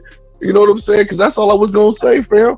And then we got strung out with this long ass shit. I appreciate Doug for letting me come up and be a part of the interview, man. And that's all I'm doing. I'm just trying to show love. That's all it is, fam. I ain't trying to take nobody's shine. That's all it was. Doug was superstar, man. I appreciate him. That was my mistake. And Doug, congrats on that, man. That was a good ass interview, bro. Real shit. That's real shit. Because I was watching it from your channel anyway. So that's what's up. We always have fun with Uncle Stitch, man. That shit fire. How y'all? I was gonna pull up, but I was just like, man, I'm just gonna sit back and watch. You know what I'm saying? Because I had questions for him too, but fuck it, it is what it is. No, drop him in the comments so we can, because now, and like I told Cash dropped the comment. I just didn't understand how to ask that question about the piss on the knuckle. I didn't understand how to ask that question. So I'm like, oh, I'm not sure about that one. And hey, what the fuck that mean though? I'm new to that. Y'all enlighten me on that shit. What that mean? And you gotta remember, this is somebody 70-something years old, man. You want to be respectful when you're talking to him as well. You don't want to tell him no bullshit. Yeah, you gotta respect your elders, man. And he was dropping gems left and right. So that's why I said what I said, man. It was a good interview, Dub, for real. I like that shit. Hey, what the piss on the knuckles mean? No. I think Cash was asking about what happened with the hand wraps of Shiraz. And I asked that question early in the interview as far as what Uncle Stitch thought about the hand wraps. One thing, and what I figured out is the way he look at it is, man, hand wraps don't mean that much as far as punch and go, that type of shit. In his opinion, that's what I done got from it. I don't know if I'm saying that correctly, but that I asked him. He thinks that's BS. You're right, though. He thinks that's BS. I'd asked him about four or five times about hand wraps. Yeah. And in this situation, I didn't ask about that because I didn't know exactly how to break that question down into what I think he would understand. And I always try my best to be educated with my questions, so I couldn't ask it that exact type way. But at the end of the day, I think that the way he look at hand wraps, he look at it like, man, hand wraps don't help you punching. It don't help that way. And even when we brought up the situation with Margarito, thank you. When we brought that situation up, I was like, well, he did soak his hands, and he was like, well, that's the only way you're going to get any type of advantage if you do that. But you got to do that with your hand wraps already wrapped for you really to get an advantage. You know what I'm saying? I seen Cash. I seen when you were talking about the sweat, those type of things, and I was like, man, it's hard. I ain't the smartest person. Y'all smarter than me. I always tell y'all that. I think most of y'all smarter than me. I'm a country ass nigga, so I can't always get it into question form to ask those questions the right way, where he'll be able to respond in with accurate information. I can't always get to that point. You say this? Can I add something? Because he'll make it. I'll say this. He makes it clear that he thinks that's all bullshit. He really does. That's great work. Let's go. Let me go, Cash. Let me go, Piro. What I heard from him was more along. He's talking about the stacking of the wraps. He's not talking about somebody who's putting some whatever in there to make your wraps harder. He's talking about just simply stacking your wraps. I mean, look, if you put something in your wraps and it makes the shit turn hard, you basically got a brass knuckle in your glove, man. And let me punch you with my bare hand and then punch you with a brass knuckle, and then you tell me if the brass knuckle shot didn't hurt more after you wake the fuck up. Let me. I want to ask this question real quick. Are you going to talk about the piss? Real quick. Just going off of that point, Cash. The problem I have with you saying that is even when we asked about Margarito, right? When Margarito dipped his hands, you know what I'm saying, and I asked him about it, I told him, I was like, well, Margarito, you know, they said they were soaking the wraps, those type of things, and then when they wrapped his hands, you know, they kind of make it more like cement, whatever. And he was like, but the thing he said is the only way you can do that is if you're soaking your hands when your hands have already been wrapped. And so it's hard to ask those questions when he's giving answers already about the wraps. It's hard to ask those questions like that. And also, to add to that, it's hard to do that when your gloves are already on, where the commission is in the dressing room when you're putting your gloves on, because they sign the gloves as well. And also, I wanted to add is that the key point that Stitch has made plenty of times, and I have made as well, is that wraps are not to aid you in any way; they're to protect your hands, no more, no less. Yeah, Uncle Stitch said that. That's a good point. That is a good point. I was trying to figure out. Oh, go ahead. Hey, look, I was just trying to figure out. Did somebody said piss? Am I correct, or am I just mishearing shit? That was a lieutenant right there. No. Cash asked about. Well, what he asked was that a fact? Was it a fact, or is that just? No. I didn't mean it was. He didn't mean piss. What he said was the streaks down the glove. Why does it look like piss streaks down the glove when?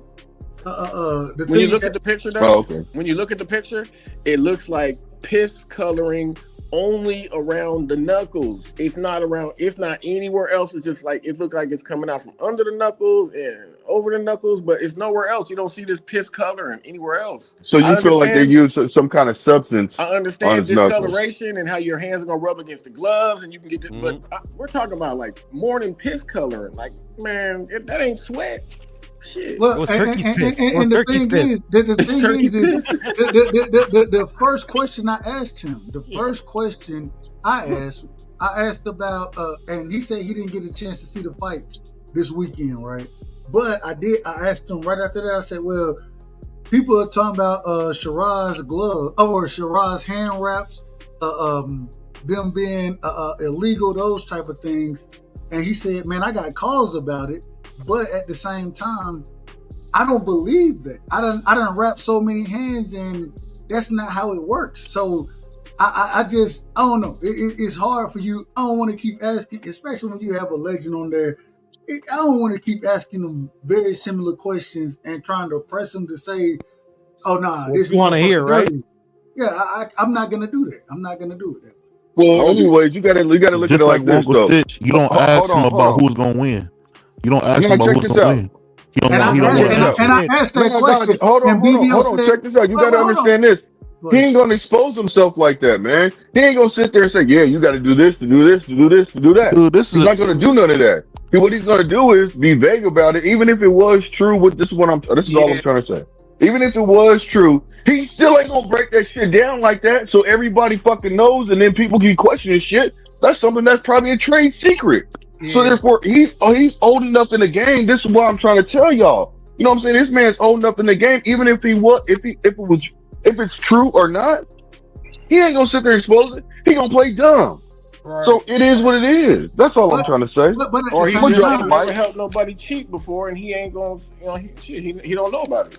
That's kind of disrespectful, at the bro. end of the day, man, we blessed to have that brother on, and so I want to make sure when we asking questions, I want to be in order with it. And once I done asked him one time, I'm not trying to force him to say anything one way or another.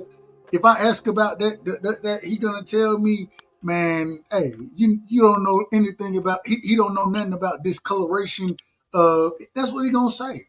And so when I put that, I wasn't trying to get for him to say, like, I wasn't implying like he's a cheater, like he would know how cheaters cheat. I was just trying to get, like, because he knows more about wrapping hands than I do, so I was just trying to get his opinion on it. But the same way, I think when I asked the question originally about Shiraz, his raps and those type of things, and he said, man, they hit me up about this. You know what I'm saying? They hit me up about it, and when I looked at it, I didn't see nothing. I didn't see nothing. I just kind of, I go off of that. I'm gonna take it for what it is. Yeah, and Stitch is pretty honest too. Like he tells you right off the bat, like nobody teaches you. There's no, like he learned from watching. You know, he learned from the OG that he was telling us about. You know, the guy with the patches on his head and stuff like that. It's like there's no regulation. You know what I'm saying? On like what a guy's rapping hand's supposed to do. Like when they're learning. You get what I'm saying? They all learn like in gyms and stuff like that. It's like a profession that's like you know, you don't like because I think that question has been posed to Stitch before. Like, how could I become a cut man, or I can become a cut man? You know, it's like, you know, like it's just like you go into gyms and stuff and learn. You know, it's just like Stitch is the most famous one, you know, but there's been like, you know, that's why you can count them on your hand how many good ones there's been. You know, Rafael Garcia, Miguel Diaz, Stitch, you know, OG was talking about the Basil, Mike Basil, you know. If I could say one thing. Well, you can say it when your mic in order. Your mic hold on one second. No, what I was basically saying is it's still out of order. It's still out of order. What about now? You good? Yeah, I hear you. I hear you. Good. Okay, what I'm basically saying is I hear what y'all saying, but when y'all talking to the people, you kind of want to be respectful, and you got to realize they don't have to answer. That's the thing I got to understand. So if they're asking one way, it's not an interrogation room, bro. But did y'all see that the Uncle Stitch gave us footage behind the scenes footage? That footage was the first time that was seen. He let us premiere it. So that was dope. I'm gonna just tell y'all, going forward as we do bigger and bigger interviews, I mean, we're not trying to do no backyard shit. These is $1 million niggas, man. We gotta respect them too. You know what I'm saying? So that's being disrespectful to ask a nigga a question. I get what you're saying, but I'm saying if niggas want to know answers to questions, we gotta ask, right? No, but at the same time, the question was asked. I asked about Shiraz. I asked that was one of my first questions when he told me he didn't see the fights. The next thing I asked about was, they're talking about Shiraz hand wraps. They saying that it's out of order, and then the first thing he said, I didn't see the fights, but I did hear about that. And this is what I came up with. And he gave us an explanation on that piece of it. You know what I'm saying? So got you. What you like? So, only thing I can, if you want me to keep drilling the nigga on certain shit, like, bro, we got the brother on for the information we gonna get out of it. Yeah, I respect it, bro. Yeah, I was gonna say this, man. I go ahead. My bad, fam.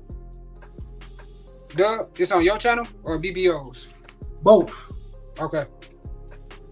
you gotta go check. Hey, it was a great interview. Shout out to Stitch, man, because and the crazy thing is, even he set a time limit, and I shout out to BVO, because BVO like, goddamn, Doug, you gonna keep talking.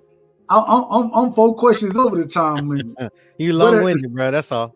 It is what it is. But at the same time, Uncle Stitch, he said, he's like, man, keep asking, man. I ain't got no problem. As long as Miss Stitch, you know what I'm saying, Miss Duran, however you want to call her, as long as she ain't got no problem, I ain't got no problem answering the questions. So I appreciate them. I mean, I appreciate that. And thank you to both of y'all for asking my question. My bad, Blue. Go ahead. What I was going to say is the gentleman that said what he said just a little bit ago, he's actually correct, because I run a business, you know what I'm saying? I kind of have multiple businesses, but at the same time, that is true, because you can't please everybody. Not everybody's the same. Just like, how he's cool, you might talk to somebody else that might act like they just like him. But as soon as you walk away, they talk shit about you. Oh yeah. You see what I'm saying? Yeah. So no matter what, you got to understand. That's why this gentleman just said what he said, because it is true. You know what I mean? Like, you gotta understand that. You know what I mean? It take time and effort to build a relationship with individuals. One of the things, and shout out to BVO, because I think BVO do it probably better than I do. I always say that's one thing I thrive on. You know what I'm saying, is building relationships. But I think BVO, the way he does it, for to have Uncle Stitch on there, you know what I'm saying, and for Uncle Stitch to rock like he rocked tonight, man, I gotta give him credit, and I gotta respect everything that he's coming forward with. So you always gotta be in order in them type of situations. I'm gonna say this though, not to cut you off. My bad, not trying to cut you off. I was, talking about the hand wrap thing. I just thought it was a deflection. I think from Belanga's camp and his fan base made a big deal about the hand wraps. I just felt like Belanga was getting knocked down by lower competition. We wouldn't have cared about no hand wraps if that was Amir Khan in the ring that got knocked out, because we see it all the damn time. You get what I'm saying? I remember Clarissa, and hold on, and I remember when Clarissa got mad when they leaked the sparring of her getting knocked down by a man, and she actually said he had something in his padding. And I'm thinking, she said he took the padding out. Well, took the padding out. There you go. Took the padding out. And I'm like, do you really believe most of us to believe that for a man to knock you down, he has to take the padding out of his damn gloves? That's hurt, bro. Like, really? Like, come on, let's just use logic here. So that's what I'm looking at. I think the hand wraps was a deflection for and I heard Belanga's girl saying something about it, so people regurgitate and make it a big story. No, it was he's been knocked down plenty of times. He just got knocked out this time, so it wasn't like he hasn't been knocked down. So I ain't happy that nigga got knocked down, bro. That nigga talk too damn much. Yeah, he does. But I just felt like it was a deflection to try to take credit away from his opponent. You know what I mean? And I hate that. His dad is one of the nicest guys in boxing too, man. I don't think people understand that. I'm trying to get his dad on. Belanga's dad is a really good brother, man. Mm-hmm.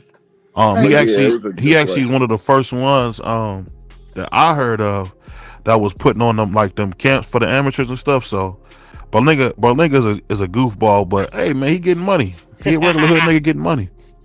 No, real quick, I want to ask y'all this. And I'm trying not to. Hey, I'm getting ready. Let me see. I'm trying to stay 2 hours and under on the show on a regular basis. It don't ever work that way. Hell, last time I had a 6-hour show. So, but I want to ask y'all this. We got a card coming up this weekend, right? And we're gonna pass this thing around accordingly. But Tim Tszyu versus the rematch. It's the rematch. Tim Tszyu versus Fodora. Man, we seen the cut, and we asked Uncle Stitch about that. Uncle Stitch, he talked about with that cut being on the forehead. You know what I'm saying? The high forehead. There's a vein that's running there that it's hard, bro. It's hard to stop the bleeding there, and that's what we seen in that first fight. We seen the elbow, and I mean it is what it is. But Tim Zoo Fodora, man. We're gonna pass it around the block, man. Starting with Blue Hustle, going to Pay, Cash, Ohio, BVO, then Piro. Man, who y'all got in that fight? Blue Hustle. All right, Blue, he on mute. Go ahead, Cash. Who you got in that fight? I said, my bad. Pay. Who you got in that fight? I'm gonna go with Cam. You got Zoo over Fodora? No, I'm gonna go with Tim Zoo. I just think Fodora. I think even with that cut, I think that he was giving Fodora a problem, and I think that cut kind of offset the whole situation with him winning. So I'm gonna go with Tim Zoo in that fight. I don't think Fodora really can beat him like that. So I'm gonna go with Tim Zoo. Cash.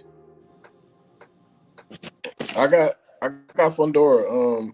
Although I think Tim Zoo would have beat the fuck out of Fodora in that first fight if that shit didn't happen. Fondora's looking better. Tim Zoo done took some he took a mean ass whooping from Murtazayev that I don't know if he's recovered fully from that shit. And Fondora's starting to use that jab better. And man, yeah, I think he's really punching too. That one dude, I don't remember who the fuck it was. The guy who Virgil beat. I remember him doing an interview saying that Fodora is really, really cracking. So man, I think he gets Tim Zoo this time. You talking about Bandramov? Nah, the guy that dropped Virgil a couple times, but Virgil beat him. Oh, okay. Boychuk. Yeah, there you go. Ohio, who you got in that fight? Tim Zoo versus Sebastian Fodora. Yeah, I think it's a good fight, man. Both of them. I love the fight. Both of them been stopped before, so I think they come into this fight a little cautious. But I'm gonna edge Tim. I think Tim will be able to pull it off. I think he know he was winning the last time they fought. You know what I mean? So he coming in with a little bit more confidence. But yeah, I think he edged. It can go either way though. But I like Tim, and if I got a bet, I'm betting on Tim. BVO. In that fight, I got Fodora because he's fresher. To me, Tim Zoo, he didn't got beat. Hold on, can y'all hear me? Yeah, I hear you clear. Oh, okay.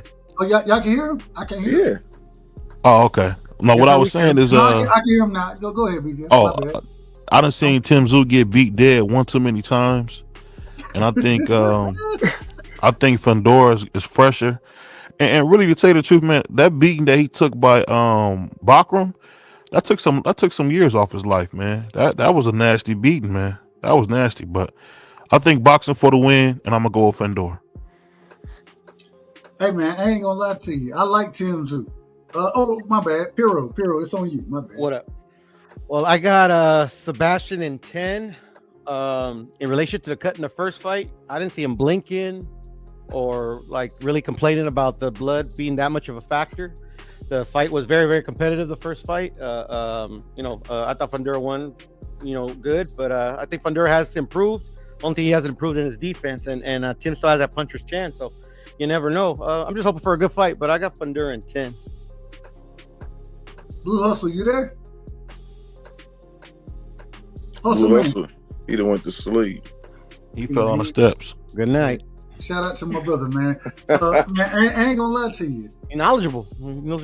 I got Tim Zoo. Man, I didn't fall asleep, man. What the hell is y'all talking about? I got Fodora, man.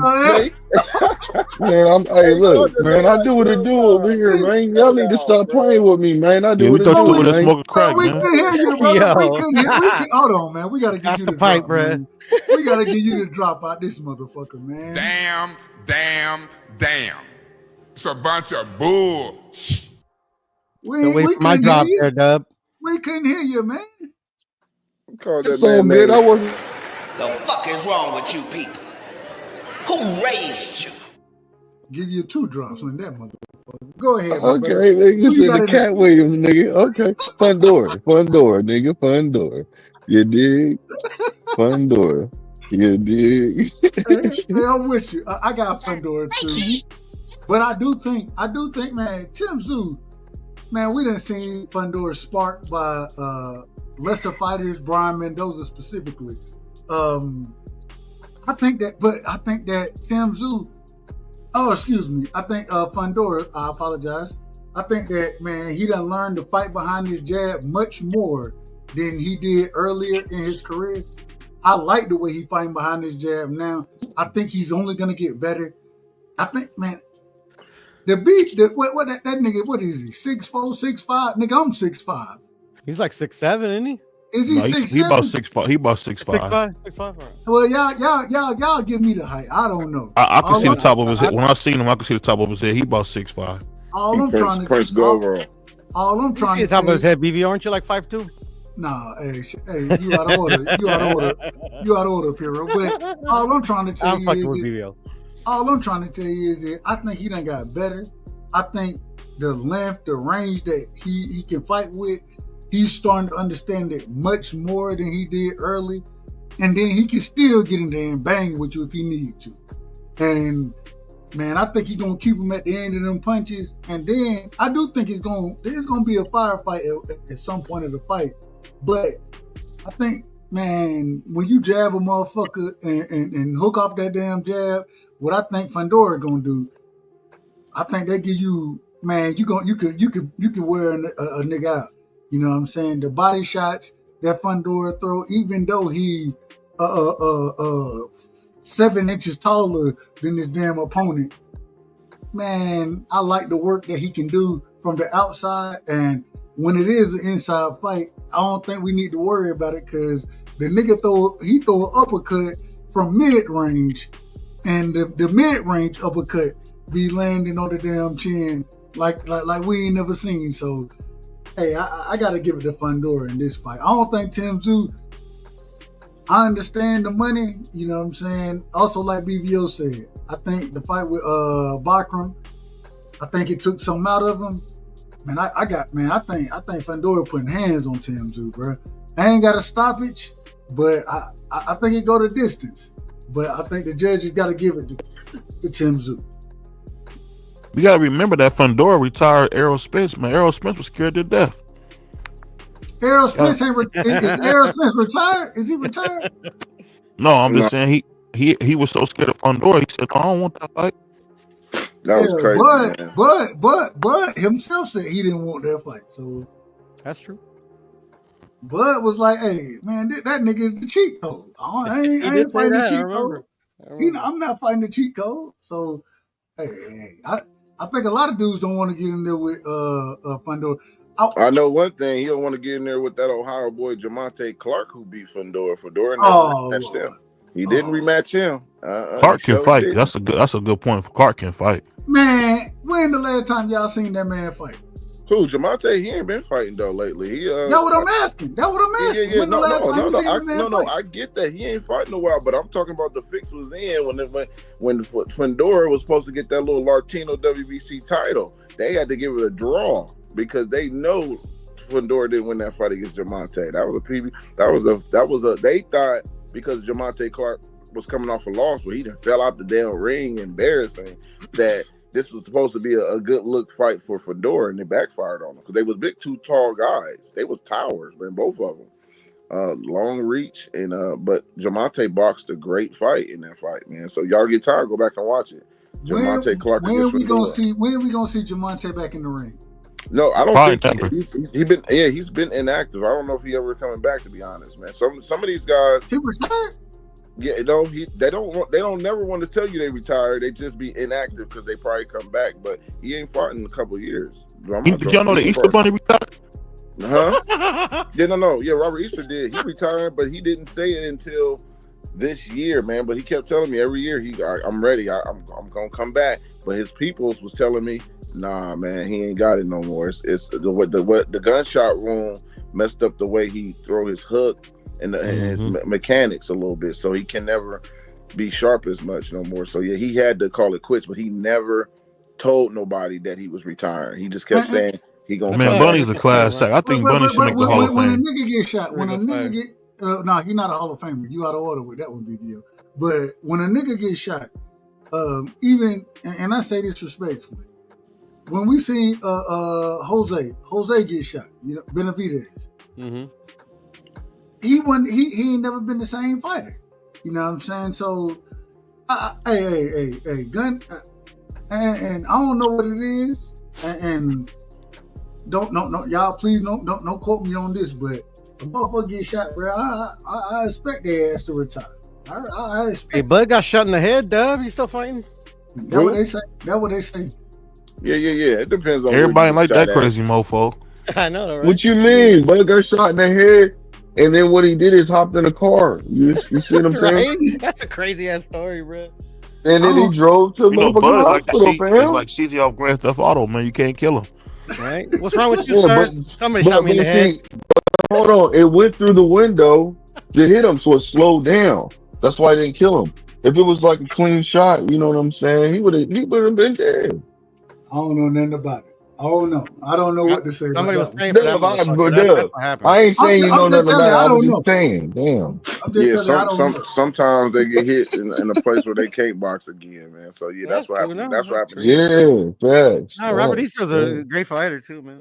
Yeah, it's unfortunate. He want to open up a gym, so that's his goal, is to give back and open up a gym. So he's got a gym. Who?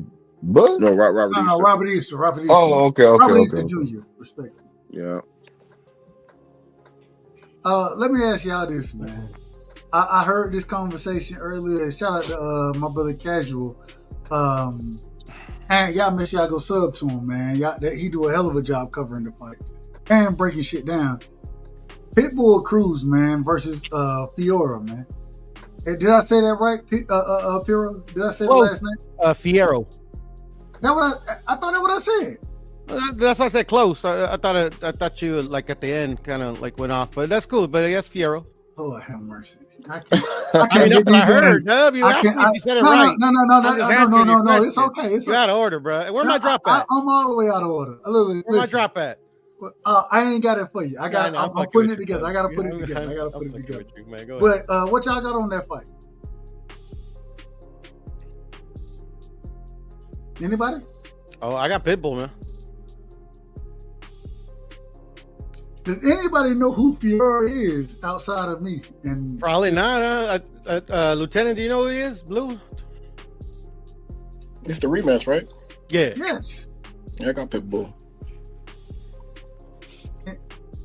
Blue Hustle, BVO. I probably don't know who he is. I think Pitbull in that first fight, Pitbull was doing a lot. He came out throwing a lot more different shit than I normally see him throw, man. I actually thought he was did a lot better. He threw defense out the window, man. He did on that fight, bro. I'm talking about his punch selection. He was, normally. I feel you. I feel you now. The man he's not gonna fight with defense anyways. Respectfully. Who? Pitbull. Man, Pitbull got excellent defense. Wait, man, ask Gervonta Tank Davis, bro. If he got Lord have mercy. Lord. Broke his hand on his big ass head. Man, ain't nobody seen Pitbull display any type of defense. Not on the last fight, but bro, he's got excellent defense. I don't think you know who Pitbull is, Dub.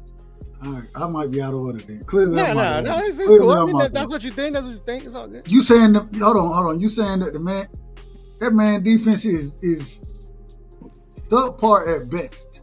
Subpar? Well, ask Tank Davis the subpar. Ask Tank Davis if subpar. I got a question, even though I know this fight ain't nowhere near here yet, but go ahead, bro. Who BVO got? Norman and Haney. Who you got, BVO? Or what do they call you? Quesadilla, enchilada and shit? That's disrespectful, bro. Oh, you out of order, man. We ain't call that. Not me, bro. Y'all call him that, bro. I call him sombrero. Sombrero. There you go. I don't call him quesadilla. I'm glad BVO brought that up, bro. BVO. Yeah, BVO, man. Who you got, man? You got BVO. You there? BVO, you sleep? He probably fell asleep, man. You done passed out on us. BVO, he out of there. Yeah. Blue Hustle, you there? Who you got? Wait a minute. Hold on, my mic is out of order. Oh, there you go. No, it's in order. We can hear you. It's in order. Go ahead, BVO. What was you saying? Ask it again, Piro. It was actually Cash's question. Oh, go ahead, Cash. My bad. Who you got in that Norman Haney? Oh, you already know I got Norman. Stormin' Norman. What's it gonna look like? It's gonna be a tough fight. I just think be honest with you, man, Devin kind of scaring me with this fight. The way I seen him move against Jose Ramirez. That's the only thing that worried me is he gonna do that. BVO, hey BVO. Go ahead. Whenever you hear Lakers, right? All of them, and this ain't my opinion. This is BVO being nice right now. I just but hold on. Anytime you hear Lakers, just say Junior. That's it. Okay, you got me. Lakers in 5. Lakers in 5. Lakers in 5. Lakers in 5. Lakers in 5. Lakers in 5. Lakers in 5. Lakers in 5. Lakers in 5. It don't matter. Divorce court, child support, Lou Dort. Lakers in 5. OKC, KFC, UFC. Lakers in 5. It doesn't matter. Chris Paul, Jake Paul, Logan Paul. Lakers in 5. Serge Ibaka, Chewbacca, Waka Flocka. Lakers in 5. Tyler Hero, superhero, guitar hero. Lakers in 5. You can have hard, you can have a bars, you can get a garden. Lakers in 5. White side, back side, sunny side. Lakers in 5. Phoenix sun, Capri sun, the sun about to set. Lakers in 5. Lakers in 5. Lakers in 5. Lakers in 5. Lakers in 5. Lakers in 5. Lakers in 5. Lakers in 5. Lakers in 5. Lakers in 5. Lakers in 5. Who you gonna put on Luka? I disagree with Junior in 5. But I do think Junior win the fight. I got Junior winning the fight. But anytime y'all heard Lakers right there, according to my brother Cash, hey, Lakers and Junior, they synonymous. Am I wrong about that, Cash? Yeah, Norman in 5, nigga, it's a wrap. I ain't gonna lie though, man. Shout out to Backdoor Unk, Shannon Sharp, but I'll say this. Backdoor. You say he said backdoor? That's fucked up. I bet that's the first time I heard backdoor Unk. I don't know if I ever heard that. I don't know if I heard it. No, I get what y'all saying, but I don't see to tell you the truth. When I look at B Norman, I can't give you a real thought because that's my homeboy. I'm gonna just be honest with y'all because I don't know. He my homeboy, so what? It don't even matter what I think. I'm riding with my homeboy. I got Norman in 12. Norman unanimous decision. 12. All right. I got Brian Norman. Damn. Man, he finna beat the life out of Devin, man. I don't know about that because if you look at Junior's record, man, he really hasn't fought anybody. Like we just like him. That's all. I think I didn't seen him manhandle welterweights. I don't seen him knock welterweights out. Man, Devin finna get beat. Man, beating up cab drivers and people that work at Chick-fil-A don't count, man. I'm just being real. Yeah. You gotta fucking get Brian Norman Sr. on here, bro, yelling this shit. Watch. That's my dude, man. Hey, we got to get Senior on for an interview, man. We need Senior on after the hip toss, man. After the hip toss, you know what I'm saying? A nigga getting jacked, both of them niggas getting jacked up, and Junior throwing the damn. We gotta get Senior on, man. We really need to have Junior on. We need a chance to talk. That's what we trying to get on Junior, man. But you know, I'll hit Senior up. That'll be nice. Him and Jack Reese next week. That'll be nice. Yeah, I can't wait for that Jack Reese one, man. He's a great ref. He was a great ref. Yeah, that shit gonna be crazy. That shit gonna be crazy. Yeah, Jack Reese robbed my favorite fighter, man. I was picking with him on the phone, but I said, "Why'd you rob Deontay, man?" Hold on, hey, how do you? Well, don't get me started on that. I disagree with the whole. Could have waved it off, man. It was the autopsy. He didn't have it early enough, bruh. Marcellus, we waiting for that autopsy, bruh. Damn. That changed history, man. I'm telling you, that changed history. If he knocks out Tyson Fury, you look at Deontay Wilder a whole different way. The man set up like the Undertaker, man. The man set up like the Undertaker, man. I'm still a Deontay fan. I don't care if he lost. Hey, I love Deontay. I just hate that he's still fighting. Why, bruh? That's what he wants to do, bruh. He was praised. I don't want to see him get it, man. Look, man, boxers get their ass whooped, bruh. Suck it up, Buttercup. He looked like dog shit in his last fight. What are you talking about, Piero? Nah, bro, he beat that living shit out of one of the other dude, bro. What y'all expect from him, bro? Come on, man. Just one fight back, one at a time. Who you want to see him fight next, Piero? I Andy Ruiz? Yes, sir. That's a fight I've been waiting for a cool minute, man. They've been talking about it for a cool minute too. I'll be right back. Is Andy Ruiz still fighting? I don't know. He hurt his hand in that last fight. I ain't seen him since. And that was 2 years ago. Didn't he have a draw with Big Baby Miller? And Big Miller is ass. Big Baby say he gonna fight Little Baby. Yeah, that's what he said. Yeah, I heard about that fight. You know, that's gonna be a good fight. I think we'll knock him out though. Shout out to Jared Anderson. Who is we? This nigga French again, man. Stop with the French shit. I don't know nothing about this French shit, man. I don't know who we is. You wild boy. I got Miller in that fight. I ain't. Oh, God. Over Anderson? Hell yeah, man. I think Anderson got exposed when he fought Prince Charles, man. It looked like Charles was pulling his punches, like he took a bag of money. Man, you swear everybody taking money, bro. Bro, watch the fight again, man. When he hurt Anderson, man, watch the fight. He let off on him. He pulled back. Yeah. All right, let me last thing this week, man. Let me make sure I ask the right question. My apologies. This week we got damn, what fight I was going to ask about? Barrios, Pacquiao. There we go. Thank y'all. Pacquiao Barrios, man. And I'm just gonna be honest. Outside of the drugs that Pacquiao gonna be on, outside of that piece of it, and hell, it's a double-edged sword because Mario Barrios might be on them same drugs. So, what about the Manila folder, bro? Well, I don't think Well, who you putting the Manila fold out there for, Piro? Who you putting it out there for? Nobody, bro. That's what I'm trying to tell you. I don't think the Manila fold is going to hold any weight in this situation. It always holds weight, bro. Block the talks, Holmes. Who you got in the fight, man? I got Barrios. I got Barrios, too. Who you got, Cash? Yeah, probably Barrios, but I wouldn't be surprised. Me neither. Hey, y'all, some type of way, real quick. Abel Ramos is fighting on this same card. I don't know how that works out.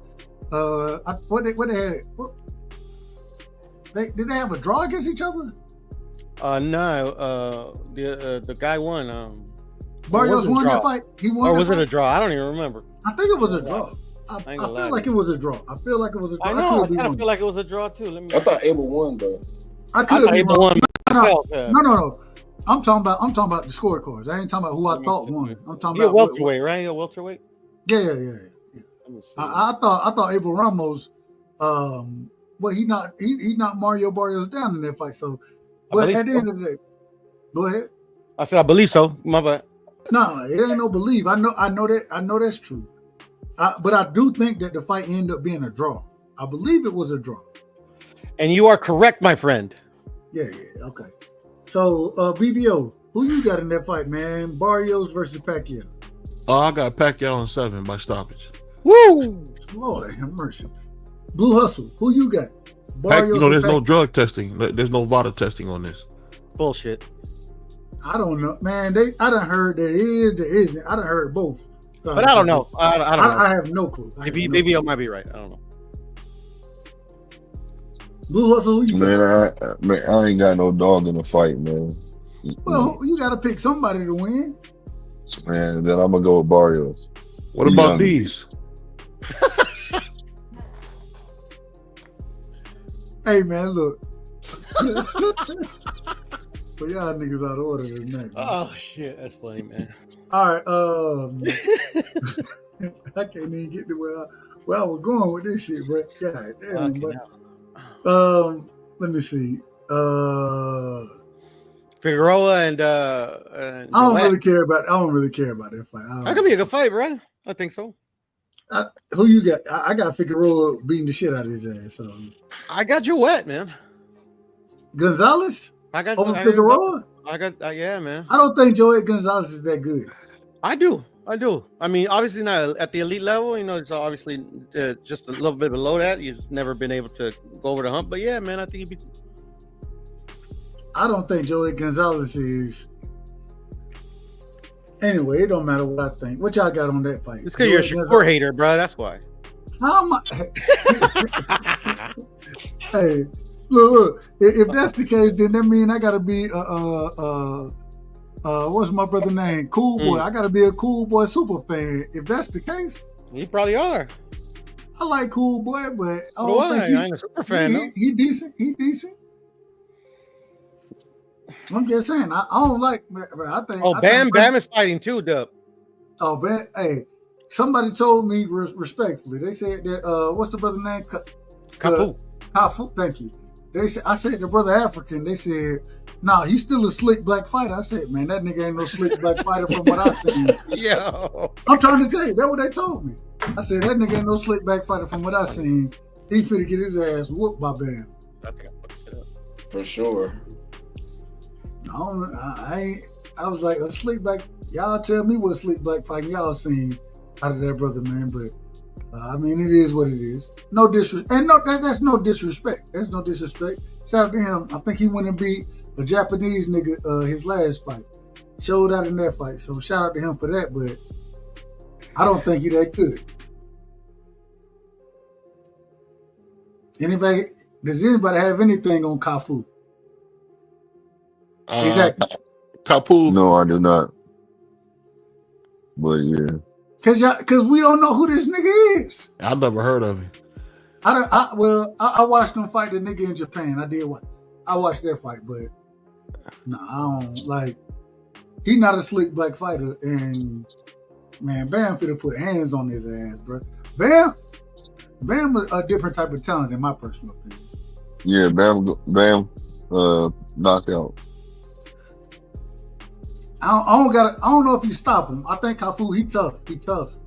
But Bam gonna stop him. I don't care if it's KO or TKO. He gonna stop him some kind of way. I wouldn't be surprised. With that. But I got a unanimous decision from Bam. But in the league, I ain't gonna pick you. I ain't picking unanimous in the league because it don't do me no good. It do me no good to pick unanimous.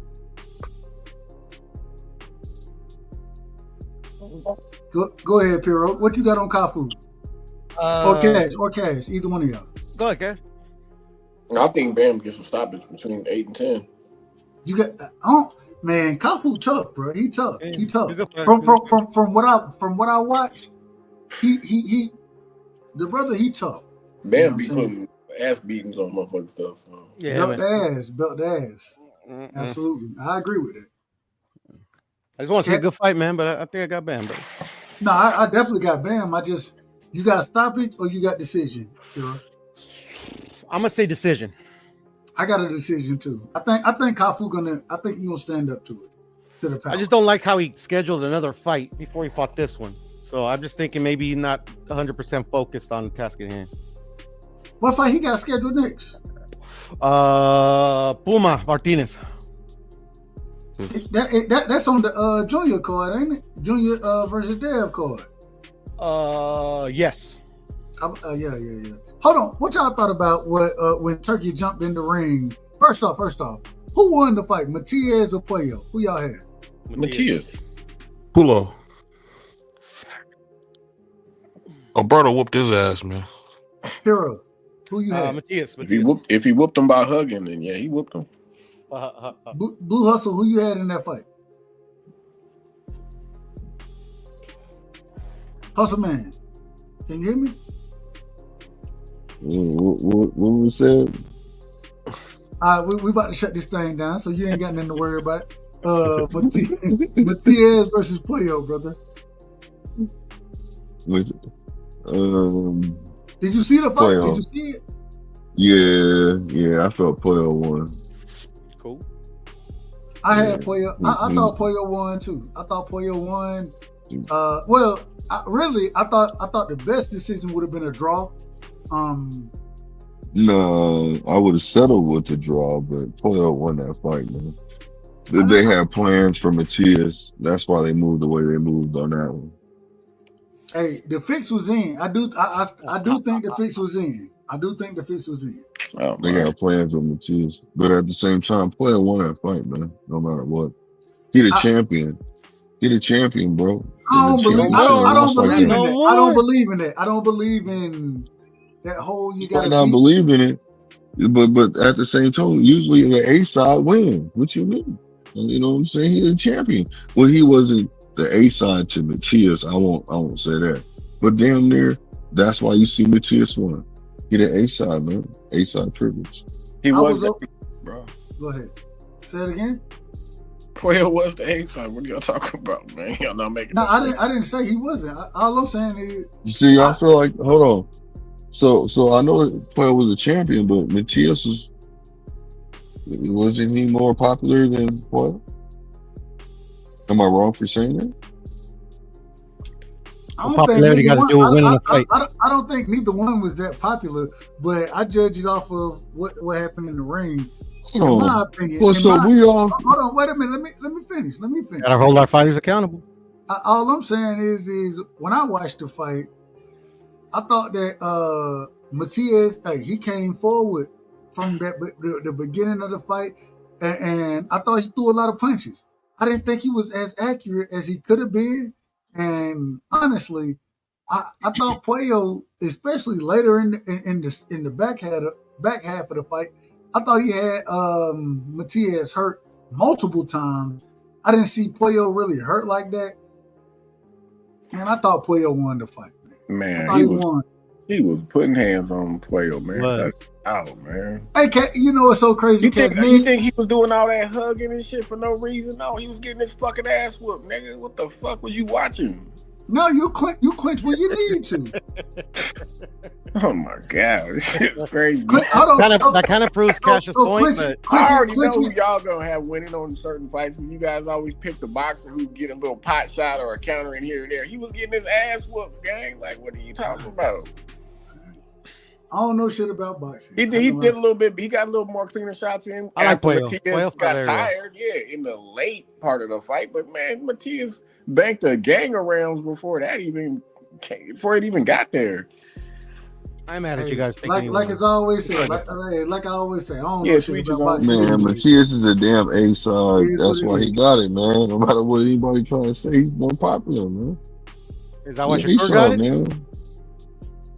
No, I don't know what you talking about there. He earned that shit. What you works mean? for some fights. Look at the scorecards, bro. I mean, they're kind of wide. What I saw. What you mean? Hey, real quick, hold on. Why would you? You don't even you just argue just to argue. No, I'm not. Those cars were exceptionally wide, bro. You argue right now. You just said, what about Shakur? No, that's what I'm saying. Shakur? Like, you know he won the fight, right? Did he win the fight? Did you have any doubt? I thought he won the fight. Okay, did you have any doubt? So you know what it is? Yeah, so you just arguing to argue. I have doubts. What? Like I said, the fight was a lot closer than. No, I'm saying while you were watching them. Well, let me ask you this: who was the best boxer ever, in your opinion? I know you're a boxing expert. Me. You? You're the best boxer ever? Mm-hmm. Well, who'd win in a fight, you or Mayweather? Me. Okay. You're better than Mayweather. Okay. Yeah. You or Mike Tyson? Mike Tyson is a He's scared of me. Seriously. What's that? Beetlejuice or whatever his name is? Yeah, no, I thought Shakur won the fight, but I mean, like, it was a lot closer than a lot of people think, and I mean, like, it was a nightmare to score, bro. Like, but what I'm saying is, you knew he won. Like I said, I have my doubts, but I thought he did enough. But like I said, I haven't watched a fight again, and it's a. How do you have a doubt? How do you have any doubts if you thought he did enough? That's not a doubt. Doubt? No, the winner. Because like I said in the initial watch, I thought he did enough, but like literally, like looking back, like I said, I haven't watched the fight again. I have my doubts because like literally, like the ring general was not Shakur, it was Zepada. Well, in clean effective punching, I think it was like a wash, and like literally, like in punches landed, bro, they're not that much off, bro. I don't know, man. It was a lot closer than the judges, and that's the only reason I brought up that comment about the A side. I seen a close fight. I mean, shit. If that knockdown had got counted, man, shit could have been a damn draw, easy. But it is what it is, man. The judges made the decision, and don't matter what I think. Shout out to Mr. Chapman in the building, man. Mr. Chapman, give me open the statements and respectfully. I don't know how this always happen, Mr. Chapman. You come up when I'm getting ready to get done with this shit, but give me. That's all right, man. You can get done, man. I just came up to say what's up to my good people, Mr. Respectfully, Doug Rightside. my man Porosor, my man Cash Cryptology, and bro? Blue Hustle, man. You know, I say came to say shout out to the Chattermint too, because you got Crush, you got the Mickey Fricky masterpiece himself, Picasso, you got 2 Sizzy up in the house in the hizzy. You got Big Dog Willie, man. You know what? I wonder what life gonna be with like now that Shakur done came and gone. There was very little promotion on his end for his favorite fighter. We got killed or be killed. You better go on and kill because you don't want to be killed. We got Ben Israel, and we know how he get down. Rick Timms, the third. Ray Davis, my man, the scholarly one. Boxing scholar. Got DP Rocker, number 1 Chief Rocker. Zoom Verse. In case nobody got the memo, dog, hit them with the echo Zoom Verse. You know what it is. Who else we got up in this piece? You know, everybody love Dub. They come through unannounced sometimes, and they just show up because he's just that type of dude. Southern Hospitality. Got D Free Sports Talk up in this piece. That's my niece. Dank Father, one of the truest Haney fans there is. Marky Dan, the historian. He said he missed the facts. AJ 64 times. And, you know, I just came in and say, what's up with my peoples, man? You know what? It was a great week of fighting. I thought that the women card would outshine the men card. I thought that the men card more than held its own. I thought it was pretty good fights all the way around on that. I thought there were a couple of close ones. There were fights that didn't happen the way that I thought would happen. Sharita Metcalf, she lost. I didn't think she was going to go down to Sharnika, but Sharnika was just a little bit too much for her. I thought Nix was going to win that fight. I won't go against her no more unless she going against Ellie Scotney. Ellie Scotney a beast. I had Scotney winning too, so. Yeah, Scott, I got everything else right except for that one. I didn't get Shakur Zepada right. I thought Shakur was going to get a stoppage late in the fight. That didn't happen. It wasn't even close to happening. I thought that my man Matias would get a stoppage. That wasn't close to happening. That was a damn good fight. And I think that I had your boy getting sparked out late in the round. He got sparked out real early. So shout out to Hamza Shiraz. They saying his raps is suspect, but I know one thing. My man made him lean back. So homage to Fat Joe. Also, man, you know what? Sometimes the ropes is a man's best friend, and it ain't always Lassie, dog. And you know, ropes got your back at times, dog. Shout out to the ropes. What's good with it, dog? Man, look. Tomorrow, man, we coming through. We're gonna be talking about the Pleiades star system. Okay. We will be talking everything conspiracies tomorrow. So, man, y'all pull up on the show. Man, y'all give me y'all last words before I shut this thing down. Only reason I'm shutting it down like I'm shutting it down because a motherfucker topic. I ain't lying. Yeah, I'll go first. Hey, real quick, Cash, what you got on the Pleiades? Hey. I got a little bit. I already know you. Save it for me. I think we'll have a good conversation about that. Like I said, everything conspiracy tomorrow. Cash, give me your last words. Then we go into Blue Hustle, and then we go into Mr. Chelly. Yeah, good. I think we had a bunch of good fights, man. Shit, that damn turkey card was better than I thought it was gonna be. Wait, hold on. I gotta ask y'all this real quick. My bad, Cash. I apologize. Turkey came out, I believe, earlier today and said that he don't believe in pay-per-views no more. He don't want to put none of the fights on pay-per-view. Go sub to the zone so you can get the fights. According to Turkey. What's your thoughts on that? The money that they spent out. Oh, you talking about Cash? Okay, my bad. We're going to Cash first. Man, I don't give a fuck what Turkey said. Nigga be lying and telling you he's lying. They lying. Like, who gives a fuck? Last question for you, Cash. I know when I asked you earlier about the earthquake, the tsunami, were y'all affected by any of that? No. Okay. Y'all more inland. What part of Alaska are you in, brother? I mean, the islands are the illusion chain. That's not where I'm. That's like pretty far away. Okay. Yeah. So, hey, man, shout out to you. I'm glad you and your family safe. You know what I'm saying? I just seen the what was it, 7.5 or 7.3, something like that. I don't know the exact number, but I just seen it. That's why I hit you up, and I was like, hey, Brad, hey, shout out to my brother, though.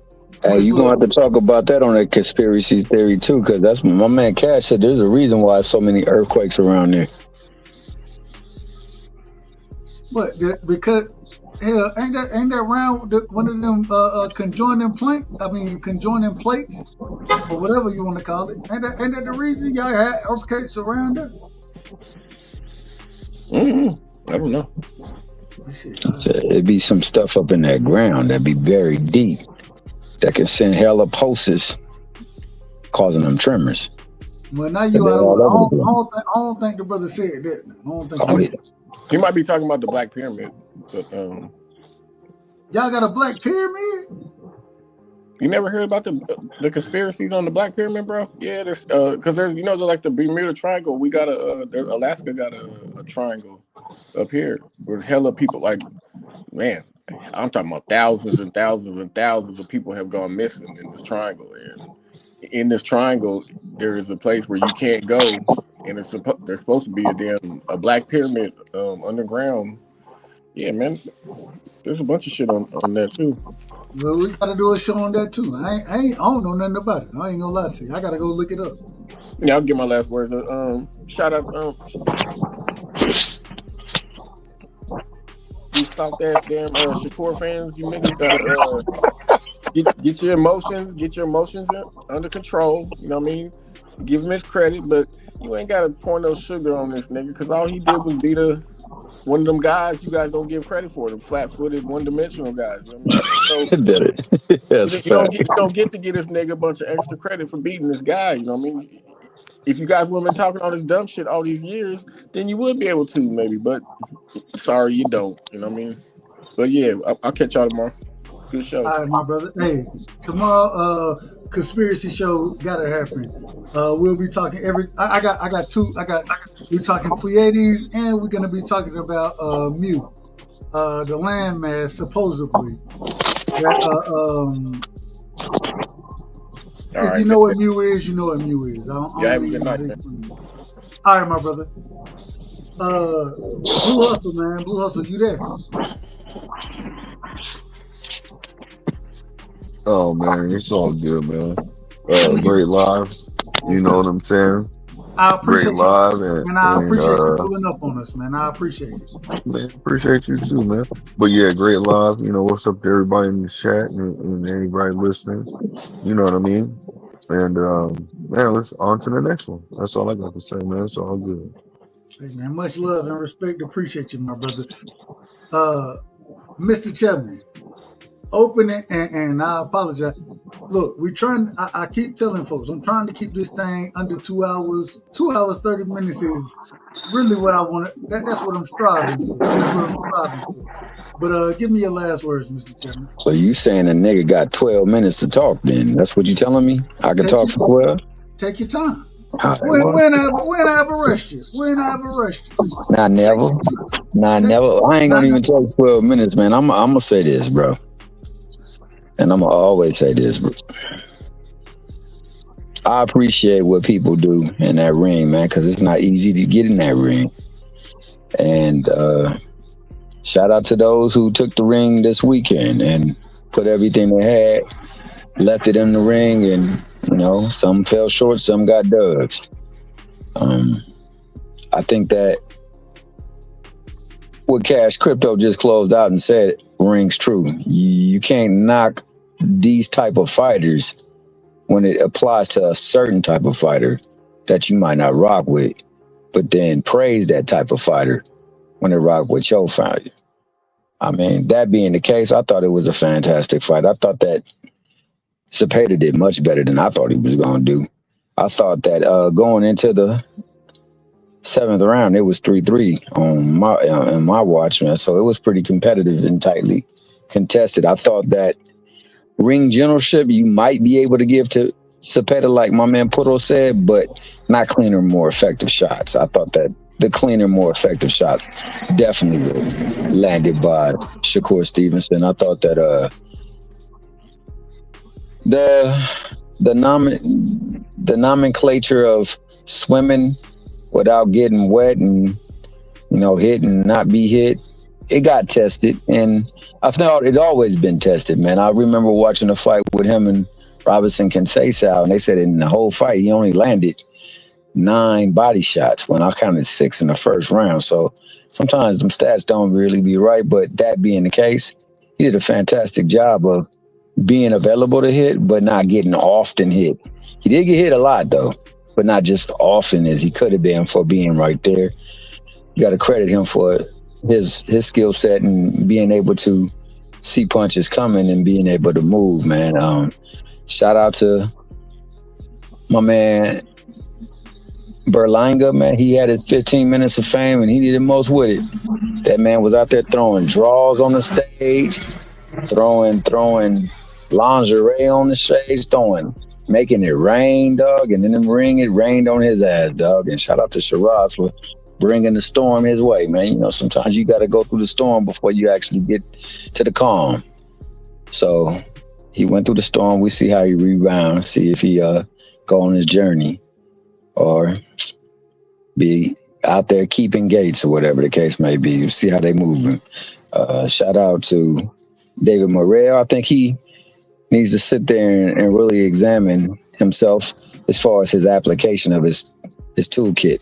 Got a nice, shiny, very vast toolkit, but I'm not sure he understands how to use every single tool up in the kit. So we need to get him to get more aware, and you got to get something going with that guard. That guard got to be a lot more intuitive and a lot more fluid, because right now it's stagnant and that bad boy don't be working at times. Fortunately for him, he still got a rock solid chin. He got it tested, but he was able to get up and pull a fight out. It was close, but he pulled it out at the end. And shout out to Matias. Matias, boy, he was in there with a war, man. I know my man Cash said he didn't think so, and that he got the dog snot whipped out of him, but I ain't see that. I saw my man Matias being engaged in his fight and still accommodating himself very well, and was hitting some clean shots, especially later in the fight. He had that boy over there on roller skates at times, so good thing that boy could slide, dog. He was roll bouncing in that ring, but he had his bow wow. So shout out to him from his time out in the ATL, getting his bow wow. But shout out to my man Tsunami. He came over there and made sure the Tsunami hit in the States and did some damage, getting up in there and righting the ship. Shout out to the ladies. The ladies did their thing. Some of them didn't. Some of them was out there having glorified shadow boxing sessions, but they got their bread, and that's what they in there for, to get their bread, and they got paid. Shout out to the ropes. Like I said, the ropes, boy, they can be your best friend at times. And even when you slip, if a punch is landed and you either touch that canvas with your glove, your body, or you go falling against the ropes and they hold you up, at the discretion of the ref, it could be enabled to knock down. And my man Zepada almost got credited for catching my man in between the shot and not on his very best of balance, but the ropes held that brother up, man. And then after that, he took care of business. That being said, he won way more rounds than he lost. I had it 8-4, but I'm not mad at somebody saying it was 7-5. I'm not mad at somebody saying it was 9-3, but I don't think it was as bad as the officials had it though. They got to get the officiating down pat. Likewise, the referee. Some of them referees be doing way too much, and there need to be demerits to them and to people who judge the fight. And likewise, if you're an official, especially one of those sanctioning body officials, and you happen to be ringside, make you freaking, you better exact your power when you see something that's not right. So whether it be a Mickey Fricky getting grazed by a punch, and because he was grazed, the braid hit him in the air and it made him take a knee, or whether the ropes held you up, or whether You sitting there snatching points for no goddamn reason. If you know better, you do better. So them people that be over there representing them sanctioning bodies, they got to do better. The people scoring fights, they got to do better. The people officiating the fights, they got to do better. And the boxers themselves got to do better. Shout out to my man Doug Rightside, because you know my man got a passion for what he do, and he do it to the very best of his ability, and he do it respectfully so that you know you can enjoy yourself. I hope that you in the chat, you that came up on the panel, and you just sitting there watching in the bleachers, not really even participating with a like, comment, or a subscription. Hope you enjoyed yourself. Shout out to that lightning boat with that hashtag STN, that Sports Talk Network. It's more than just sports. It's more than just talk, but it is a network of folks that's trying their best to give you what you need on a daily basis, man. And if you don't need it, that you gonna like to listen to or view if you're going through toughest of times or even in the best of times. Shout out to them good brothers, them good sisters that frequent it, man. Shout out to having a day, man. Maybe we get another one and maybe we be able to be better in that next day than we were today in the days preceding it.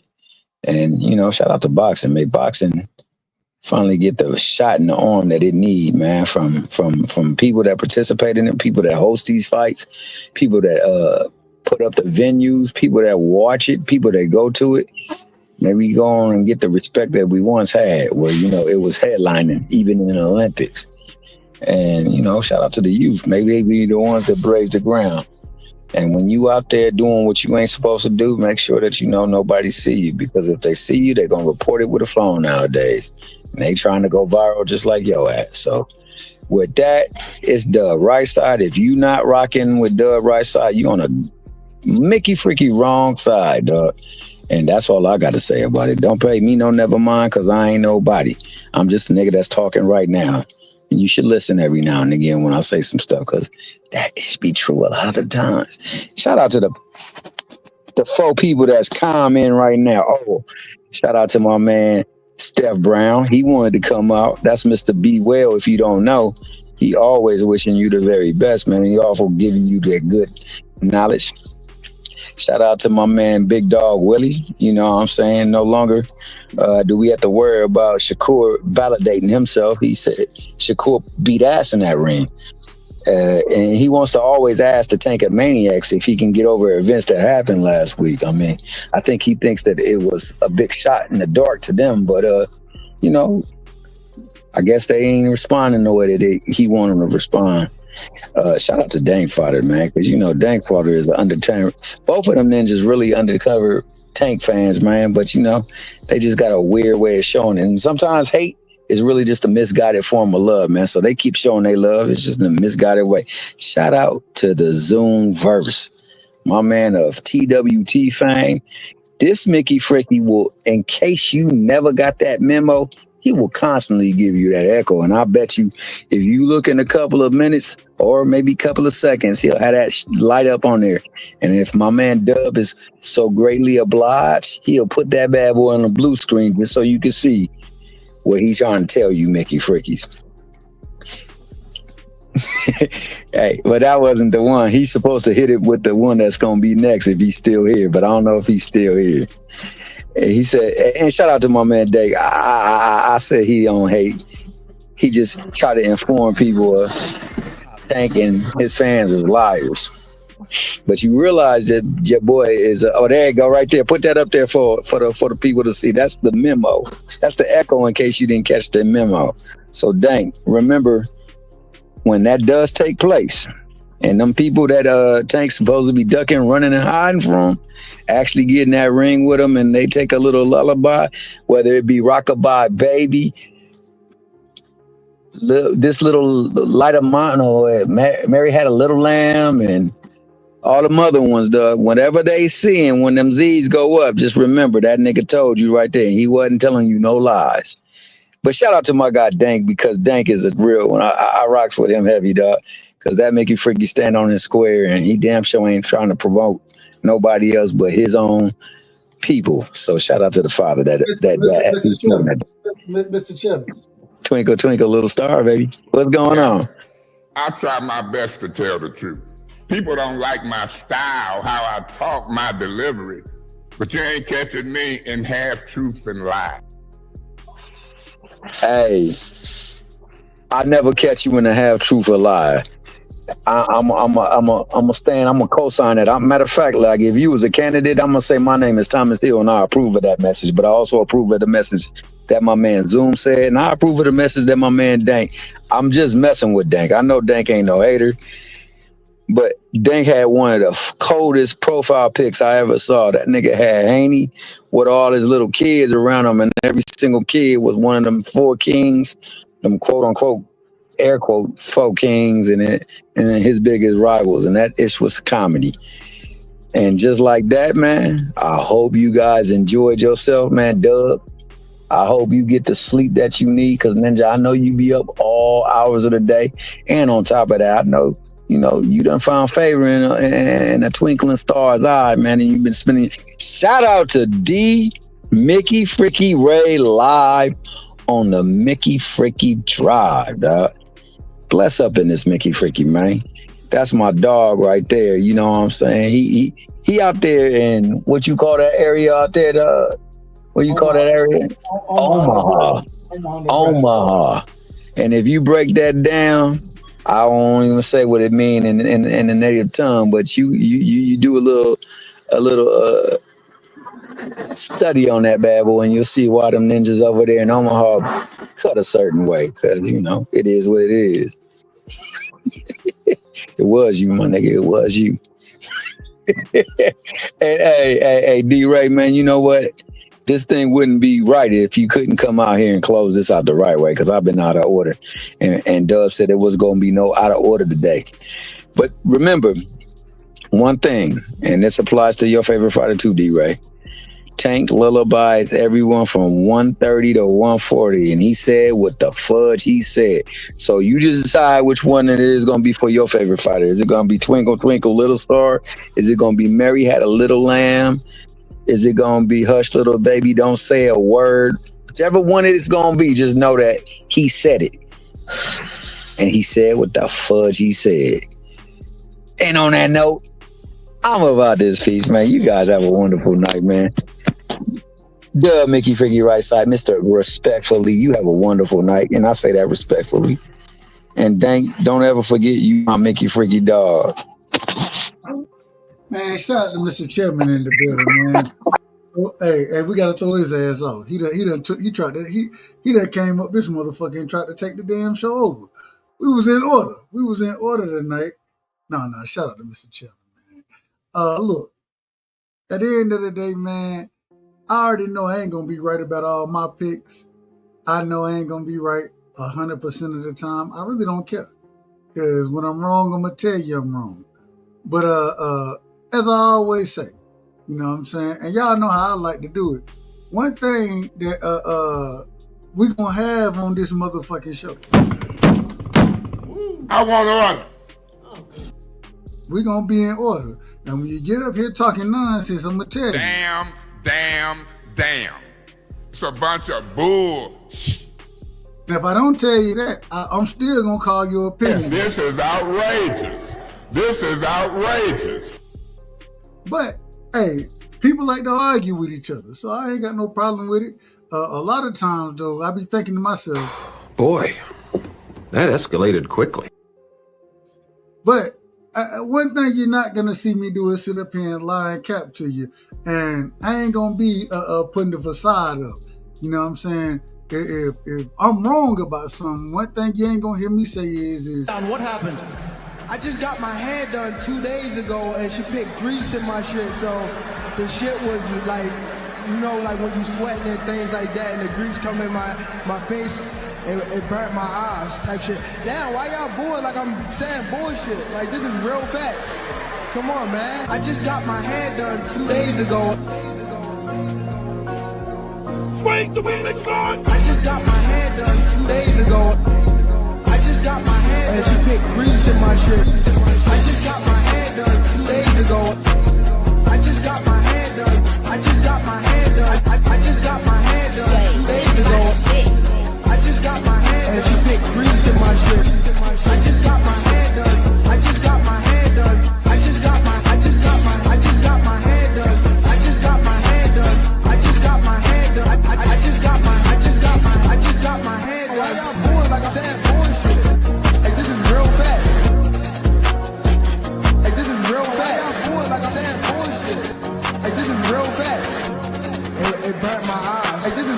I just got my hair done 2 days ago. I just got my hair done. I just got my hair done. I just got my hair done 2 days ago. The other thing I be thinking to myself, and this just the honest truth. Y'all get up here and, even though Shakur whooped Zepada ass, you know what I'm saying? Y'all want to tell me, well, Shakur didn't do it. He should have done, and get what I be thinking to myself. No. Rough on him now. No, he needs to know. Okay. He's always crying. Stop crying. Like, y'all be crying up here. I'm just trying to tell you the truth. And the thing I'm going to tell you is, when I tell you crying, one thing you know about me is I try my best to tell the truth. People don't like my style, how I talk, my delivery, but you ain't catching me in half truth and lie. Then I be sitting there thinking, I'm like, man, I know these folks got great parents. I done talked to a lot of them behind the scenes, but damn it, I still had a thought process in my mind of, The fuck is wrong with you people? Who raised you? then y'all think y'all talking boxing, and y'all say, well, this could have happened, this should have happened. I be thinking to myself, a whole bunch of moves. Woulda won, shoulda won, coulda won, but they didn't. But they didn't. Stop that woulda, coulda, shoulda shit, man. At the end of the day, when Shakur Stevenson going out there whooping somebody ass, and a motherfucker like William Zepada, respectfully, is coming forward, I was looking at it like this. You whooping him easy, but I'm saying he just coming forward. I'm saying you just whooping his ass. Just whoop his ass. That's it. And that's what we seen happen. You know what I'm saying? And at the end of the day, when I looked at William Zepada, I thought this. I know he got his ass whooped. All I know is he got his ass whooped. Y'all can tell me whatever happened in the fight, but even when y'all tell me some of the shit y'all be talking about, I be thinking. Well, I say more people don't know shit about boxing, they don't. Y'all don't know shit about boxing. But the one thing I do know is I talk about this on a regular basis because I love boxing. I love boxing. I love knowing about boxing. I love boxing. I love knowing about boxing. You know what I'm saying? And then watching the Shakur fight, the one thing you can't say he was doing. He's scared of you. He ain't trying to fight you, he running. You got to fight a motherfucker, you want to hold on that time. He wasn't running, he was fighting the motherfucker. You understand what I'm saying? But at the end of the day, you know what I'm saying? As my brother Cash would say, and as much as I love Devin, I love Devin. I'll always be a Devin Haney fan. But I ain't gonna lie to you, every time you hear Lakers, you just say Junior every time you hear Lakers. Lakers in 5. Lakers in 5. Lakers in 5. Lakers in 5. Lakers in 5. Lakers in 5. Lakers in 5. Lakers in 5. Lakers in 5. It don't matter. Divorce court, child support, Lou Dort. Lakers in 5. OKC, KFC, UFC. Lakers in 5. It doesn't matter. Chris Paul, Jake Paul, Logan Paul. Lakers in 5. Serge Ibaka, Chewbacca, Waka Flocka. Lakers in 5. So that's all I'm trying to tell you. But I also, and I mean no disrespect when I say how they live. You can't even pay them to straighten up. That's how they live these days. These young niggas, they thugging. They thugging out here, but we got to get it straight. We got to get all of it straight. You understand what I'm saying? When some of these people come up on the panel, y'all don't be knowing that they killers like they are. And I be thinking to myself, I'm like, The fucking nobody? That fucking nobody is John Wick. will kill your whole motherfucking family. Respectfully. And we do not promote violence over here. We don't promote no type of violence. You understand what I'm saying? But I will say, He once was an associate of ours. We called him Baba Yaga.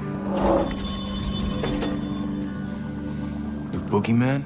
Well, John wasn't exactly the boogeyman. He was the one you sent to kill the fucking boogeyman. I don't want to have to send nobody to kill the boogeyman, but I want those guys on my team, respectfully. I say that respectfully. The other thing I be thinking, and sometimes you got to put hands on folks. You know what I'm saying? Whether it's verbally, whether it's physically. And once again, I don't promote no type of violence. But at the same time, you can't come around here talking crazy. So when we put hands on you, just know. I heard you struck my son. Yes, sir, I did. Yeah, may I ask why? Yeah, well, because he stole John Wick's car, sir, and killed his dog.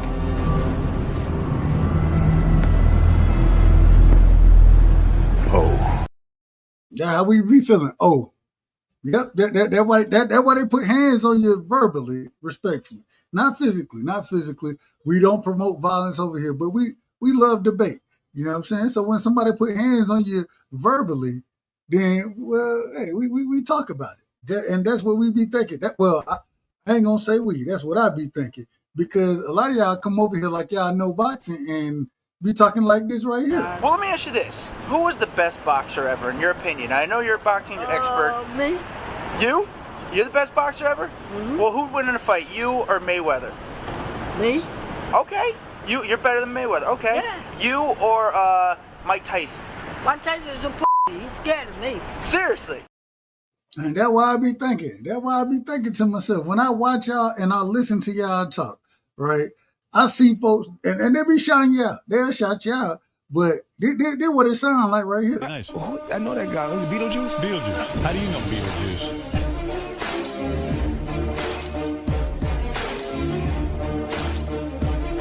Who's the greatest fighter of all time? Me. You could beat Mayweather? Hell yeah. I beat his ass before. And then go to the fights. And I respect y'all. Everybody who go to the fights, I respect you.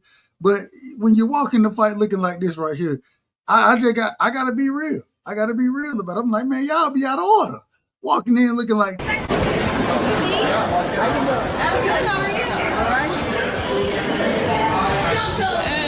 there he is. What's up, you dirty bastard? Who's this? It's me, you dirty asshole. I mean, damn, y'all just be out of order. Just out of order. But at the end of the day, the last question I always have for y'all, and I love y'all, and I want y'all to pull up on the pen and give your opinion. But the last question I always got to ask is this. You smoke crack, don't you? You smoke crack, don't you? Look at me, boy. Don't you smoke crack? Y'all, look, I can't put my hands on y'all like at that current moment in time. Like the principal used to put hands on these niggas. So, but at the end of the day, man, I love it. And I appreciate y'all. And just know, man, when y'all over here, we're going to show you love. We're going to show you respect. And your opinion you will never be censored over here, because we respect all opinions. And we want to hear it. I want to hear it. I don't have to agree with you. But at the same time, I love to hear the opinion, because it broadens my horizon. It broadens my horizon. You know what I'm saying? But at the end of the day, man, when y'all come over here, I need y'all to know one thing and one thing only, man. Just know, man, you're rocking with the right side. Bud Crawford is a fight fan, and he's a fight fan's fighter. The NS Express is a runaway train. Ain't no pressure when you built for this. Man down, round one. The truth hurts. Ladies and gentlemen, presenting the undefeated super flyweight from San Antonio, Texas, Jesse "Damn" Rodriguez!